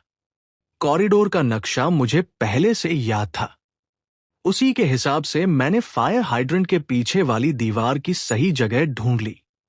मैंने अपनी कमर से एक क्रोसबो बोल्ट निकाला और उसकी नुकीली नोक से स्मोक डक्ट की अंदर वाली दीवार को धीरे धीरे काटना शुरू कर दिया। सेफ हाउस की दीवारें तो अपग्रेड होने के बाद बेहद मजबूत थी, लेकिन पब्लिक स्मोक डक्ट अब भी पुराने ईंटों से बना हुआ था। मेरी ताकत के सामने एक ईंट तोड़ना कोई बड़ी बात नहीं थी। मैं हर बार बहुत संभल कर रहा था, ताकि जरा सी भी आवाज बाहर न जाए। करीब 10 मिनट बाद मैंने बिना कोई आवाज किए पूरी की पूरी एक ईंट निकाल दी। उसके पीछे मुझे बाहर लगा लाल रंग का फायर हाइड्रेंट बॉक्स दिखाई देने लगा। ईंटों के बीच बने छोटे से गैप से मैं पूरे कॉरिडोर को साफ देख सकता था। सीढ़ियों के पास 2 गुंडे स्टील पाइप लेकर पहरा दे रहे थे। वो सिगरेट पीते हुए ऊपर और नीचे दोनों तरफ पूरी सतर्कता से नजर रख रहे थे। उधर वही गंजा दरिंदा अपने बाकी साथियों के साथ तीसरी मंजिल के हर फ्लैट का दरवाजा लात मारकर तोड़ता हुआ आगे बढ़ रहा था। यही वो मौका था जिसका मैं इंतजार कर रहा था। मैंने सिस्टम स्पेस खोला और अपनी खरीदारी के दौरान जमा किया हुआ ढेर सारा सामान बाहर निकाला। लेकिन इस बार न खाना था और न ही पानी। मैंने निकाले 20 बड़े बड़े 50 लीटर वाले कुकिंग ऑयल के ड्रम। मैंने एक ड्रम का ढक्कन खोला, उसे धीरे धीरे झुकाया और दीवार में बने छोटे से छेद से सारा गाढ़ा सुनहरा तेल फायर हाइड्रेंट बॉक्स के अंदर उड़ेलना शुरू कर दिया। वो बॉक्स पूरी तरह बंद नहीं था। नीचे छोटे छोटे गैप थे, जिनसे तेल बाहर निकलकर दीवार से होता हुआ फर्श पर फैलने लगा। एक ड्रम, फिर दूसरा, फिर तीसरा। बिना रुके मैंने लगातार 5 पूरे ड्रम खाली कर दिए। कुछ ही मिनटों में तीसरी मंजिल की सीढ़ियों से लेकर चौथी मंजिल के मोड़ तक पूरा फर्श तेल की मोटी और बेहद फिसलन भरी परत से ढक चुका था। अपना काम पूरा करने के बाद मैंने सारे खाली ड्रम वापस सिस्टम स्पेस में रख दिए। फिर मैंने बड़ी सावधानी से निकाली हुई ईंट को उसकी जगह वापस फिट कर दिया, ताकि किसी को जरा सा भी शक न हो। अब सिर्फ इंतजार करना था, ठीक वैसे ही जैसे कोई धैर्यवान शिकारी अपने शिकार के खुद जाल में फंसने का इंतजार करता है। मैं अंधेरे स्मोक डक्ट के अंदर पूरी तरह छिपा हुआ उस छोटे से गैप से बाहर का हर नजारा देख रहा था। कुछ ही देर बाद गंजा गुंडा और उसके साथी तीसरी मंजिल की तलाशी खत्म करके वापस लौटे। उनकी लूट काफी अच्छी हुई थी। हर आदमी के हाथ में खाने पीने का सामान भरा हुआ था। इतना ही नहीं, 2 जवान लड़कियों को भी उन्होंने बुरी तरह डरा धमकाकर घसीट रखा था, जैसे वो इंसान नहीं बल्कि मरे हुए जानवर हो। एक लंबा पतला गुंडा हंसते हुए बोला, इस बिल्डिंग से तो अभी बहुत कुछ निचोड़ा जा सकता है। गंजा आदमी मुस्कुराया और बोला, चलो अब चौथी मंजिल देखते हैं। वो अपना फ्लेम थ्रोअर उठाकर सबसे आगे सीढ़ियों की तरफ बढ़ा। जैसे ही उसने पहला कदम रखा, अचानक उसका पैर जोर से फिसल गया। उसका पूरा संतुलन बिगड़ गया। 200 पाउंड से भी ज्यादा वजन वाला उसका विशाल शरीर किसी भारी भरकम भालू की तरह पीछे की तरफ धड़ाम से गिर पड़ा। वो सिर्फ एक दर्द भरी चीख निकाल पाया और अगले ही पल उसके सिर का पिछला हिस्सा पूरी ताकत से कंक्रीट की सीढ़ियों से टकराया। लेकिन हादसा यहीं नहीं रुका। उसके पीछे आ रहे बाकी गुंडों को कुछ समझने का मौका ही नहीं मिला। एक एक करके सबके पैर फिसलने लगे, बिल्कुल डोमिनो की तरह, और देखते ही देखते सभी सीढ़ियों पर एक दूसरे के ऊपर गिर पड़े। अगले ही पल पूरे कॉरिडोर में दर्द भरी चीखें, गालियां और उन डरी हुई लड़कियों की चीखें एक साथ गूंज उठीं। अरे, ये क्या हो रहा है? ये फर्श पर क्या फैला हुआ है? बहुत फिसलन है। आखिर किसने यहां इतना सारा तेल डाल दिया? गुंडों के हाथों में जो भी सामान था, सब जमीन पर बिखर गया। कुछ ही सेकंड में पूरा कॉरिडोर अफरा तफरी में बदल गया। सीढ़ियों की रखवाली कर रहे दोनों गुंडे भी शोर सुनकर दौड़ते हुए वहां पहुंच गए। बॉस, आप ठीक तो हैं? गंजे गुंडे को उसके साथियों ने किसी तरह उठाया। उसने अपने सिर के पीछे हाथ लगाया और दर्द से चेहरा सिकोड़ लिया। जब उसने नीचे देखा, तब जाकर उसे समझ आया कि पूरी सीढ़ियां मोटी तेल की परत से ढकी हुई थी। गुस्से से उसकी आंखें लाल हो गई और वो जोर से दहाड़ा। यही वो पल था जिसका मैं इंतजार कर रहा था। सबका ध्यान नीचे फैले तेल पर था और उसी पल मेरा शिकार शुरू हो चुका था। मैंने दीवार के छोटे से छेद से अपनी टैक्टिकल हैंड क्रॉसबो धीरे धीरे बाहर की तरफ तानी। उसका ठंडा तीर सबसे नजदीक खड़े एक गुंडे के सिर के पीछे बिल्कुल सही जगह पर निशाना साध चुका था। मैंने फिर से ऑरा कंसीलमेंट एक्टिव कर दी। अब ऐसा लग रहा था जैसे मेरा पूरा शरीर उस अंधेरे स्मोक डक्ट में पूरी तरह घुल चुका हो। न धड़कन, न सांसों की आवाज, और न ही जरा सा भी हत्या का इरादा महसूस हो सकता था। मैंने बिना कोई आवाज किए ट्रिगर दबाया। स्विश! तीर बिजली की रफ्तार से उस छोटे से गैप से निकला और अगले ही पल सीधे उस गुंडे के सिर के पीछे धंस गया। उसे चीखने का मौका तक नहीं मिला। उसका पूरा शरीर एक पल के लिए अकड़ गया और फिर बेजान होकर जमीन पर गिर पड़ा। उसकी आंखें पूरी तरह खुली हुई थी, जिनमें सिर्फ हैरानी और डर दिखाई दे रहा था। उसके सिर के पीछे से बहता हुआ खून फर्श पर फैले कुकिंग ऑयल में मिलकर फैलने लगा। पास खड़ा उसका साथी घबराकर चिल्लाया, तीसरे भाई, तीसरे भाई, तुम्हें क्या हुआ? उसने उसे हिलाने की कोशिश की, लेकिन अगले ही पल वो लाश धड़ाम से जमीन पर गिर पड़ी। तभी बाकी गुंडों की नजर उसके सिर के पीछे धंसे हुए तीर पर पड़ी, जो अभी भी हल्का हल्का कांप रहा था। धत्तेरे की! हमला हुआ है, तीर है। वो कहाँ छिपा है? जल्दी बॉस को घेर लो। सब लोग एक साथ रहो। एक ही पल में पूरे कॉरिडोर में हड़कंप मच गया। सभी गुंडे घबराकर पीठ से पीठ मिलाकर खड़े हो गए और चारों तरफ बेचैनी से देखने लगे। वो अंधेरे में छिपे दुश्मन को ढूंढने की पूरी कोशिश कर रहे थे, लेकिन उन्हें कहीं कोई दिखाई नहीं दिया। उनकी नजर में पूरा कॉरिडोर खाली था। चारों तरफ सिर्फ सन्नाटा और मौत जैसा खौफ। उन्हें किसी दिखाई देने वाले दुश्मन से नहीं, बल्कि उस अनजान शिकारी से ज्यादा डर लग रहा था जिसे वो देख भी नहीं पा रहे थे। स्विश! एक और बेहद हल्की आवाज गूंजी। अगले ही पल झुंड के किनारे खड़ा एक और गुंडा सीधे जमीन पर गिर पड़ा। इस बार मेरा तीर उसकी गर्दन को पूरी तरह चीरते हुए निकल गया था। वो अपनी गर्दन पकड़कर मदद के लिए चिल्लाना चाहता था, लेकिन उसके मुंह से सिर्फ टूटी हुई घुटी घुटी आवाजें ही निकल रही थी। उसकी उंगलियों के बीच से खून फव्वारे की तरह बाहर निकलने लगा। अब डर आग की तरह पूरे झुंड में फैल चुका था। वो आखिर है कहां? क्या क्या कोई भूत है? मुझे तो कुछ भी दिखाई नहीं दे रहा। बॉस, यहां से निकलते हैं। अब बचे हुए गुंडों का हौसला पूरी तरह टूट चुका था। सब के सब डर के मारे गंजे गुंडे के आसपास ऐसे सिमट गए जैसे शिकारी से डरे हुए पक्षियों का झुंड। उनमें से दो तो डर के मारे कांपने भी लगे थे। गंजे गुंडे का चेहरा भी अब पहले जैसा नहीं रहा।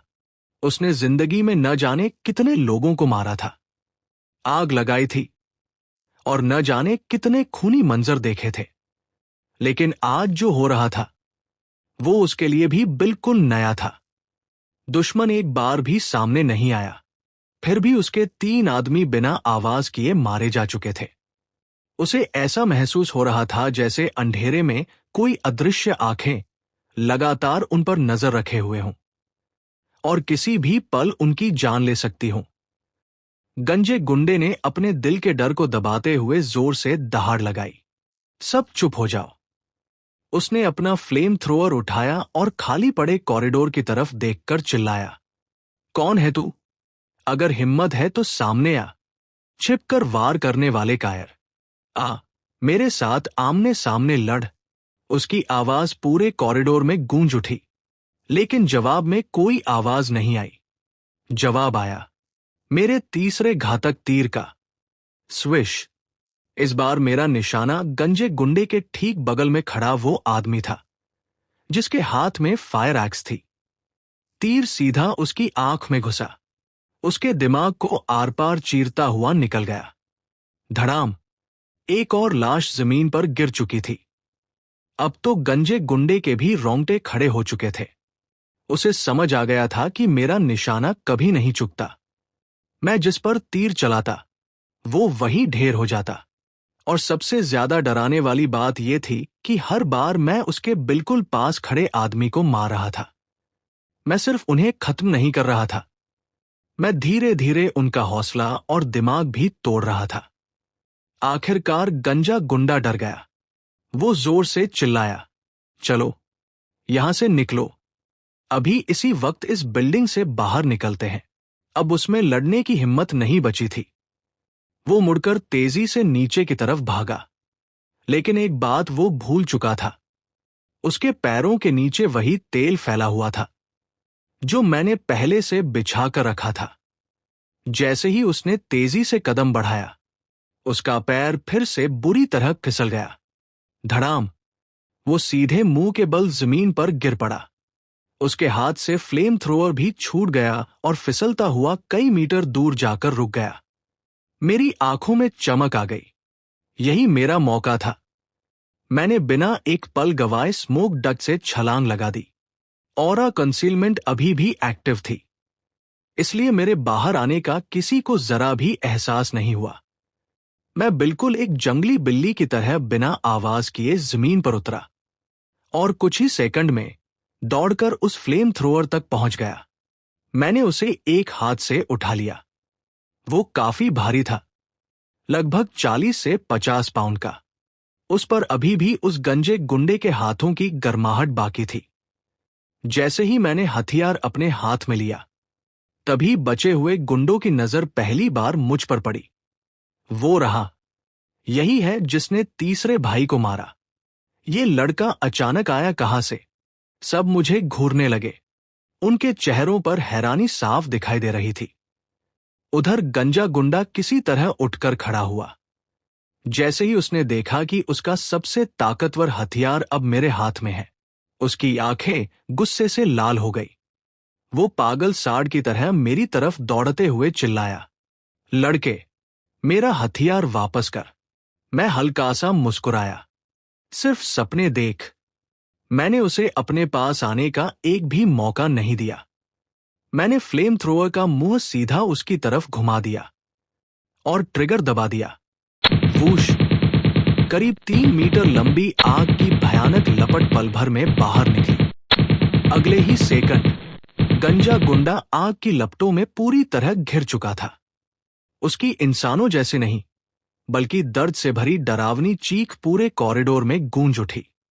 वो जलते हुए इधर-उधर तड़पने लगा और पूरी बिल्डिंग में जले हुए मांस की तेज बदबू फैल गई। अपने बॉस का ये खौफनाक हाल देखकर बचे हुए दोनों गुंडों के तो डर के मारे होश उड़ गए। बचे हुए दोनों गुंडे डर के मारे रेंगते और लड़खड़ाते हुए सीढ़ियों से नीचे भागने लगे। लेकिन मैं उन्हें जिंदा कैसे जाने देता? मैंने फ्लेम थ्रोअर मजबूती से पकड़ा और उसका मुंह उनकी तरफ घुमा दिया। वो डर के मारे चीखने लगे, बचाओ, हम मरना नहीं चाहते, प्लीज हमें छोड़ दो। लेकिन अब बहुत देर हो चुकी थी। मैंने बिना कोई रहम दिखाए फिर से ट्रिगर दबा दिया। वूश!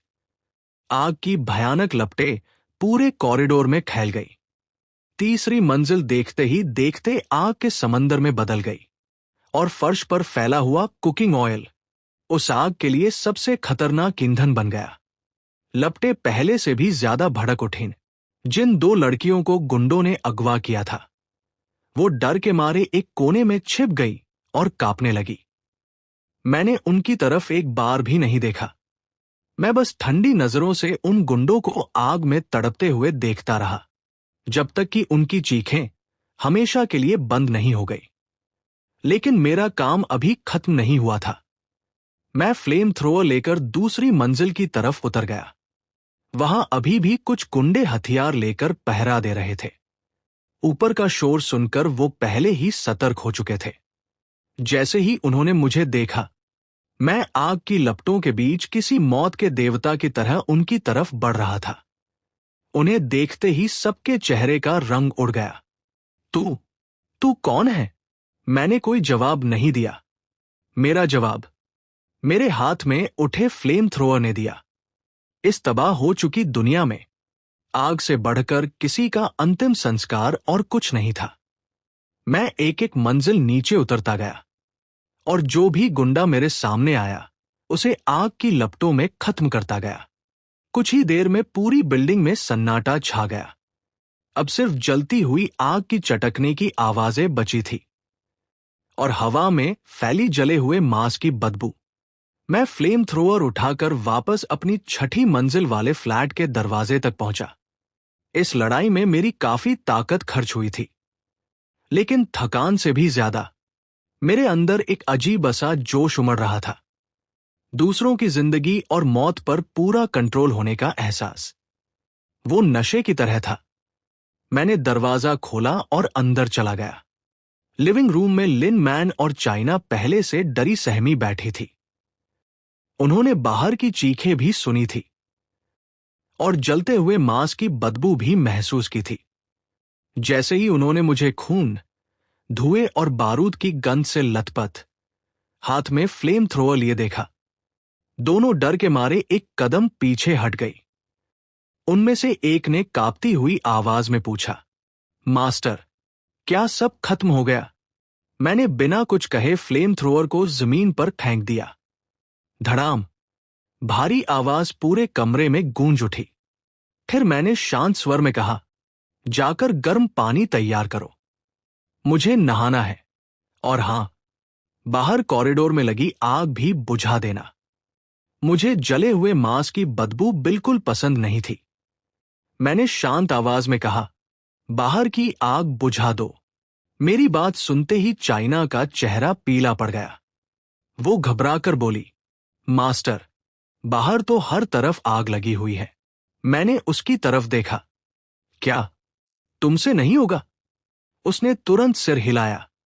नहीं मास्टर, ऐसा नहीं है। बस हमारे पास फायर एक्सटिंग्विशर नहीं है। मैं हल्का सा मुस्कुराया। किसने कहा कि नहीं है? मैं सीधे स्टोर रूम में गया और वहां पड़े सामान के बड़े ढेर में से 2 बड़े ड्राई पाउडर फायर एक्सटिंग्विशर बाहर निकाल आया।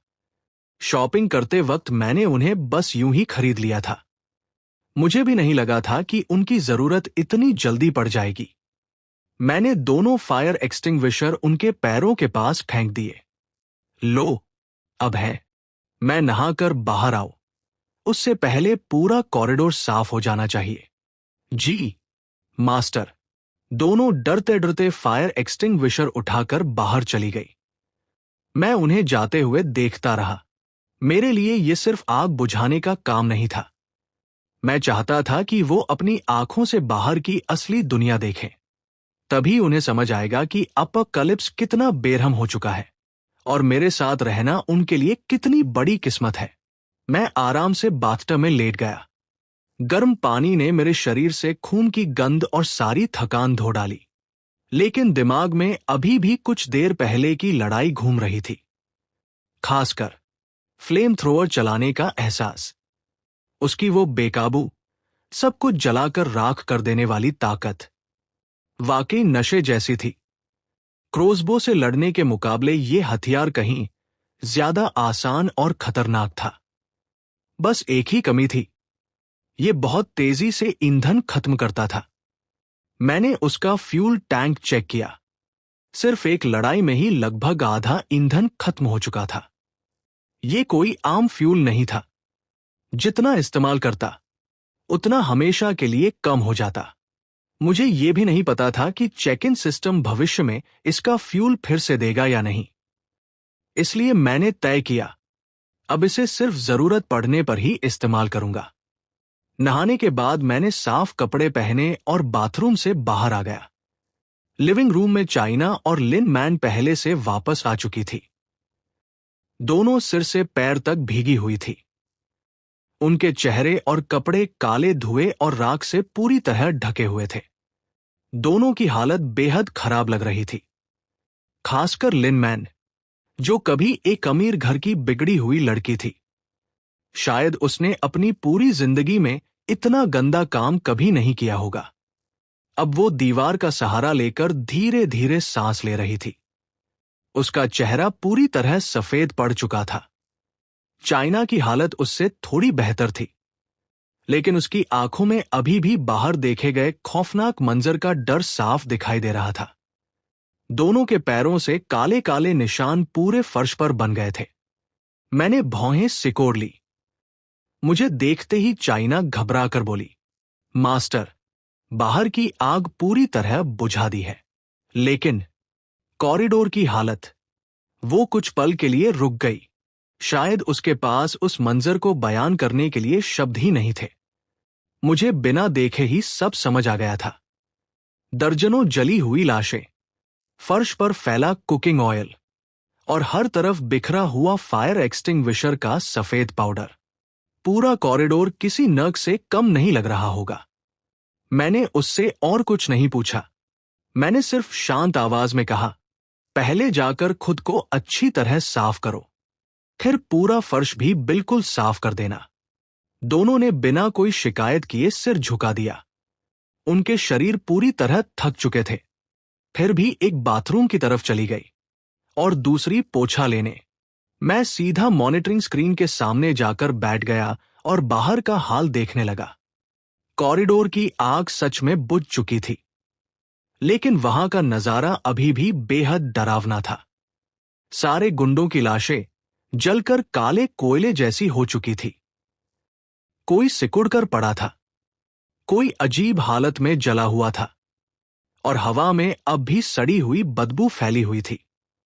लेकिन ये सब देखकर मेरे दिल में जरा भी अफसोस नहीं हुआ। उन लोगों को इससे भी बुरी सजा मिलनी चाहिए थी। मैंने कैमरे का एंगल बदलकर नीचे देखा। वो मॉडिफाइड बस अब भी वहीं खड़ी थी। उससे टकराकर टूटा हुआ बिल्डिंग का लोड बेयरिंग पिलर अभी भी साफ दिखाई दे रहा था। हालांकि उसे देखकर नुकसान बड़ा लग रहा था, लेकिन बिल्डिंग की बनावट काफी मजबूत थी। फिलहाल गिरने का कोई खतरा नहीं था। मैंने गुंडों का काम तो खत्म कर दिया था, लेकिन उनकी वजह से जो हंगामा हुआ, उसकी आवाज पूरे इलाके में फैल चुकी थी। आसपास की दूसरी इमारतों की कई खिड़कियों के पीछे लोगों की परछाइयां दिखाई दे रही थी। सब छिपकर मेरी बिल्डिंग की तरफ देख रहे थे।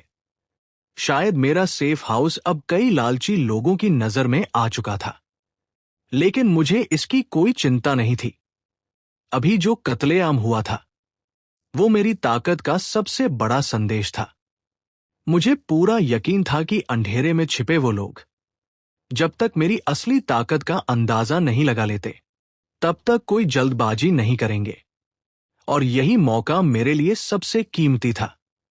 इस शांति का इस्तेमाल करके मुझे अपनी ताकत जितनी जल्दी हो सके उतनी बढ़ानी थी और पूरे इलाके में एक ऐसा नियम कायम करना था जो सिर्फ मेरा हो।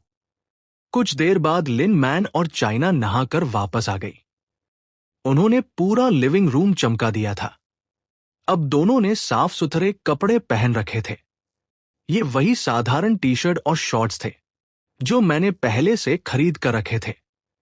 दोनों ने अब साफ कपड़े पहन लिए थे। हालांकि टी शर्ट और शॉर्ट्स उन पर थोड़े ढीले लग रहे थे, लेकिन फिर भी उनकी अलग अलग पर्सनैलिटी साफ नजर आ रही थी। एक जवान और खूबसूरत थी, तो दूसरी समझदार, शांत और आकर्षक। दोनों की अपनी अपनी अलग पहचान थी। दोनों मेरे सामने आकर सिर झुकाकर खड़ी हो गई। मास्टर, उनकी हालत बिल्कुल उन छात्रों जैसी थी जो अपने टीचर के अगले आदेश का इंतजार कर रहे हों। बाहर जो कुछ हुआ था उसे अपनी आंखों से देखने के बाद उनके मन में मेरे लिए डर और सम्मान पहले से भी ज्यादा बढ़ चुका था। उसी समय सिस्टम की आवाज मेरे दिमाग में गूंजी। डिंग। लिन मैन ने मास्टर की ताकत और गुंडों का सफाया अपनी आंखों से देखा। उसके मन में गहरा प्रभाव पड़ा। लॉयल्टी +10। फिर दूसरी आवाज आई। डिंग। चाइना ने महसूस किया कि मास्टर ने उसे सुरक्षित ठिकाना और पूरी सुरक्षा दी है। उसके मन में मास्टर पर भरोसा और निर्भरता बढ़ी। लॉयल्टी +15। मैंने तुरंत उनका स्टेटस देखा। लिन मैन लॉयल्टी 25, चाइना लॉयल्टी 45। मैं मन ही मन मुस्कुराया, खासकर चाइना। उसकी लॉयल्टी बहुत तेजी से बढ़ रही थी। मैं सोचने लगा, क्या किसी खास लेवल पर पहुंचने के बाद लॉयल्टी में कोई नया बदलाव भी आएगा? मैं सोफे पर बैठ गया। एक पैर दूसरे पर रखकर मैंने दोनों की तरफ देखा और शांत आवाज में कहा, आज से इस घर में कुछ नए नियम होंगे। दोनों ने तुरंत सिर झुका लिया और ध्यान से मेरी बात सुनने लगी। पहला नियम, इस घर में फैसले सिर्फ मैं लूंगा। मेरी बात ही यहां का नियम होगी। तुम्हें बिना बहस किए पूरा साथ देना होगा, समझी? दोनों ने एक साथ जवाब दिया, जी, समझ गए मास्टर। मैंने आगे कहा, दूसरा नियम, अब से तुम दोनों की जिम्मेदारियां अलग अलग होंगी। मैंने चाइना की तरफ देखते हुए कहा, घर का सारा काम तुम संभालोगी। खाना बनाना, सफाई करना, जरूरत पड़ने पर प्राथमिक इलाज करना और अपनी बेटी की हालत का भी ध्यान रखना। चाइना ने बिना देर किए सिर झुका दिया, जी मास्टर। फिर मेरी नजर लिन मैन पर गई। मेरी नजर पड़ते ही वो अनजाने में और सीधी होकर खड़ी हो गई। मैंने उसे ऊपर से नीचे तक देखा और कहा, तुम एक अमीर घर की लड़की हो। तुमने शायद कभी अपने हाथ से कोई काम नहीं किया। न खाना बनाना आता है, न सफाई। कुछ पल रुककर मैंने कहा, इसलिए आज से तुम्हारा काम सिर्फ मेरी सेवा करना होगा। मेरी बात सुनते ही लिन मैन का चेहरा शर्म से लाल पड़ गया। उसकी गर्दन तक लाल हो चुकी थी। वो समझ गई थी कि मेरे शब्दों का मतलब क्या हो सकता है। मैंने ठंडी आवाज में पूछा, क्या तुम्हें मंजूर नहीं? वो घबराकर तुरंत सिर हिलाने लगी। बहुत धीमी आवाज में बोली, नहीं मास्टर, मैं तैयार हूं। मैंने संतुष्टि से सिर हिलाया। अच्छा, यही इस घर के नियम है और यही तुम्हारे जिंदा रहने का तरीका भी है। अगर अपने काम ठीक से करती रहोगी तो यहां सुरक्षित रह सकती हो। मैंने शांत आवाज में कहा, अगर तुम दोनों अपने काम अच्छी तरह करोगी तो तुम्हें हमेशा साफ पीने का पानी मिलेगा और इतना खाना मिलेगा कि खत्म भी नहीं कर पाओगी। मैं कुछ पल के लिए रुका, लेकिन अगर अपना काम ठीक से नहीं किया, मैंने आगे कुछ नहीं कहा। मेरी अधूरी बात ही उनके लिए काफी थी। दोनों समझ चुकी थी कि उसके बाद क्या हो सकता है। मैं सोफे पर पीछे टिक गया और आंखें बंद कर ली। चाइना, जाकर खाना बनाओ। आज मुझे मीडियम वेल स्टेक खाना है। फिर मैंने लिन मैन की तरफ देखा। और तुम आकर मेरे कंधों की मालिश करो। जी, मास्टर। चाइना तुरंत किचन की तरफ चली गई। लिन मैन कुछ पल वहीं खड़ी रही। उसने हल्के से अपने होंठ काटे, फिर धीरे धीरे मेरे पीछे आकर खड़ी हो गई। उसके हाथ हल्के हल्के कांप रहे थे। उसने अपने नम हाथ मेरे कंधों पर रखे और बहुत झिझकते हुए मालिश शुरू की। उसके हाथों में बिल्कुल ताकत नहीं थी। सच कहूं तो वो मालिश से ज्यादा हल्की हल्की गुदगुदी जैसी लग रही थी। लेकिन मैंने उसे डांटा नहीं। हर चीज सीखने में समय लगता है। कुछ देर बाद किचन से पकते हुए मांस की खुशबू पूरे कमरे में फैलने लगी। बाहर दूर कहीं अब भी लोगों की धीमी चीखें सुनाई दे रही थी। मैंने एक गहरी सांस ली। उस पल मुझे लगा, इस अपकलिप्स में जीना उतना भी बुरा नहीं है। आज से मेरे छोटे से साम्राज्य की शुरुआत हो चुकी थी। चाइना खाना बनाने में काफी अच्छी थी। उसने स्टेक को बाहर से सुनहरा और अंदर से बिल्कुल सही पकाया था। साथ में फ्रिज की ताजी सब्जियों से एक सैलड भी तैयार किया। मैं आराम से डाइनिंग टेबल पर बैठकर अपना खाना खाने लगा। उधर लिन मैन और चाइना चुपचाप मेरे पास खड़ी थी। एक मेरे लिए पानी और ड्रिंक परोस रही थी और दूसरी खाना सर्व कर रही थी। उन दोनों के हिस्से में सिर्फ 2 कटोरे इंस्टेंट नूडल्स आए। ये भी मेरे बनाए हुए नियमों का हिस्सा था। इस घर में खाने का भी एक दर्जा होगा। सबसे अच्छा खाना सिर्फ मुझे मिलेगा। बाकी लोग वही खाएंगे जिसकी मैं इजाजत दूंगा। मैं चाहता था कि उन्हें अपनी जिंदगी के हर छोटे बड़े पल में हमारे बीच का फर्क साफ महसूस हो। लिन मैन की नजर बार बार मेरी प्लेट में रखे गर्मा गर्म स्टेक पर जा रही थी। अपोकलिप्स शुरू होने के बाद पानी के अलावा उसने सिर्फ इंस्टेंट नूडल्स ही खाए थे। उसके पेट की भूख उस स्टेक को देखकर और बढ़ गई। मैंने उसकी नजरें देख ली। मैंने अपनी प्लेट से स्टेक का एक छोटा सा टुकड़ा काटा और कांटे पर रखकर उसकी तरफ बढ़ाया। मैंने हल्की मुस्कान के साथ पूछा, चाहिए? मेरी बात सुनते ही लिन मैन की आंखें उम्मीद से चमक उठीं। मैंने देखा कि उसने अनजाने में अपना मुंह खोल दिया था। लेकिन जैसे ही मैंने कांटे पर रखा स्टेक उसकी तरफ बढ़ाया, मैंने उसे अचानक वापस खींच लिया और खुद ही खा लिया। मैंने उसकी तरफ देखकर हल्की मुस्कान के साथ कहा, याद रखो, यहां हर इनाम कमाना पड़ता है। अगर तुम अपना काम अच्छी तरह करोगी तो कल सुबह तुम्हें इनाम में कुछ अच्छा खाने को मिल सकता है। लिन मैन के चेहरे पर एक पल के लिए उम्मीद जगी, लेकिन अगले ही पल वो उम्मीद शर्म, नाराजगी और बेबसी में बदल गई। आखिर में उसने चुपचाप सिर झुका लिया। धीमी आवाज में बोली, जी, मास्टर। पास खड़ी चाइना पूरे समय चुप रही। उसने एक बार भी सिर उठाकर नहीं देखा, जैसे उसे वहां हो रही किसी बात से कोई मतलब ही ना हो। मैं समझ गया, वो लिन मैन से कहीं ज्यादा समझदार थी। उसे अच्छी तरह पता था कि इस दुनिया में जिंदा रहने के लिए चुप रहना और सही समय पर आदेश मानना ही सबसे सुरक्षित रास्ता है। रात का खाना खत्म होने के बाद मैंने चाइना से कहा, जाओ, अपनी बेटी का ध्यान रखो। वो बिना कुछ बोले बेडरूम की तरफ चली गई। अगली सुबह जोर जोर से दरवाजा खटखटाने की आवाज से मेरी नींद खुल गई। मैंने आंखें खोली। लिन मैन अभी भी सो रही थी।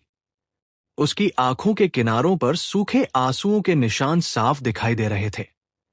मैंने बिना कुछ कहे कपड़े पहने और दरवाजे के पास जाकर कैमरा ऑन किया।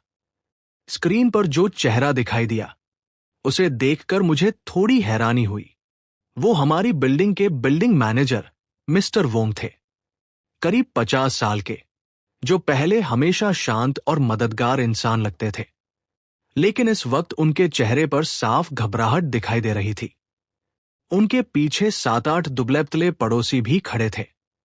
मिस्टर वोंग कैमरे की तरफ देखकर जोर से बोले, सुचुन, मैं अंकल वोंग हूं। मुझे पता है तुम अंदर हो। जल्दी दरवाजा खोलो। मैंने इंटरकॉम का बटन दबाया और ठंडी आवाज में पूछा, क्या बात है? मेरी आवाज सुनते ही उन्होंने राहत की सांस ली। उन्होंने माथे का पसीना पोंछते हुए जल्दी जल्दी कहा, अच्छा हुआ तुम जिंदा हो। कल उन गुंडों ने हमारी बिल्डिंग का फायर सिस्टम और पानी की पाइपलाइन पूरी तरह तोड़ दी। अब पूरी बिल्डिंग में पानी नहीं है। हमें पता है कि तुमने पहले से काफी पानी जमा कर रखा है। क्या तुम थोड़ा पानी हम सबके साथ बांट सकते हो? आखिर हम सब पड़ोसी हैं। ऐसे समय में एक दूसरे की मदद करनी चाहिए। उनकी बात सुनकर मुझे फिर वही पुराना तरीका समझ आ गया। भावनाओं का सहारा लेकर मुझ पर दबाव डालने की कोशिश। मैं अब इससे तंग आ चुका था। मैंने सीधे उनसे पूछा, मैं अपना पानी तुम्हें क्यों दूं? मेरे सवाल पर मिस्टर वोंग एक पल के लिए चुप रह गए। उनके चेहरे का रंग तुरंत बदल गया। मिस्टर वोंग के पीछे खड़ा एक जवान लड़का खुद पर काबू नहीं रख पाया। वो गुस्से में कैमरे की तरफ देखकर चिल्लाया, इसका क्या मतलब है? इतना सारा पानी अकेले जमा करके रखा है। क्या हमें प्यास से मरते हुए देखना चाहता है? सुन ले, अभी के अभी पानी दे दे, वरना हम भी अच्छे नहीं बनेंगे। मैंने हल्की हंसी के साथ पूछा, अच्छा, और तुम लोग करोगे क्या? वो लड़का एक पल के लिए अटक गया, फिर बोला, हम हम इतने सारे लोग हैं, तेरा दरवाजा तोड़ देंगे। उसकी आवाज ऊंची जरूर थी, लेकिन उसके अंदर का डर साफ महसूस हो रहा था।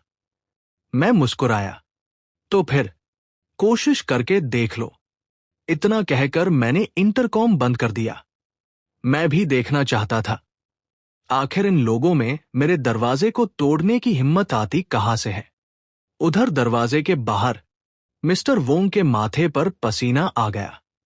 उन्होंने तुरंत उस गुस्सैल लड़के को पीछे खींच लिया और फिर शांत आवाज में मुझे समझाने लगे, सुचुन, गुस्सा मत करो। हम तुमसे पानी मुफ्त में नहीं मांग रहे। हम बदले में सामान देंगे, खाना, डिब्बा बंद राशन, जो चाहो। बस दरवाजा खोलो, फिर आराम से बात कर लेते हैं। खाने के बदले पानी। सुनने में ये सौदा ठीक लग रहा था, लेकिन इस हीट अपोकैलिप्स में पानी की कीमत खाने से कहीं ज्यादा थी। और मेरे पास खाने की भी कोई कमी नहीं थी, पानी की तो बिल्कुल भी नहीं। मुझे जिस चीज की जरूरत थी वो था काम करने वाले लोग। मेरी छोटी सी सत्ता की शुरुआत हो चुकी थी। अब मुझे ऐसे लोगों की जरूरत थी जो अलग अलग काम संभाल सके, जैसे कॉरिडोर में पड़ी जली हुई लाशों को साफ करना या नीचे की सुरक्षा को और मजबूत बनाना। ये सोचते ही मैंने दोबारा इंटरकॉम चालू किया। मेरी आवाज स्पीकर से बाहर गूंजी, तुम लोगों को पानी चाहिए, ठीक है, लेकिन मुझे तुम्हारा खाना नहीं चाहिए। मेरी बात सुनते ही मिस्टर वोंग जल्दी से बोले, तो अगर स्टोरी पसंद आया हो तो कमेंट में एक रेड हार्ट देना कभी मत भूलना। और हाँ, लाइक, कमेंट और सब्सक्राइब करना कभी मत भूलना। नेक्स्ट पार्ट के लिए सब्सक्राइब करो एपिक मैनवाजेड को, क्योंकि स्टोरी अभी बाकी है।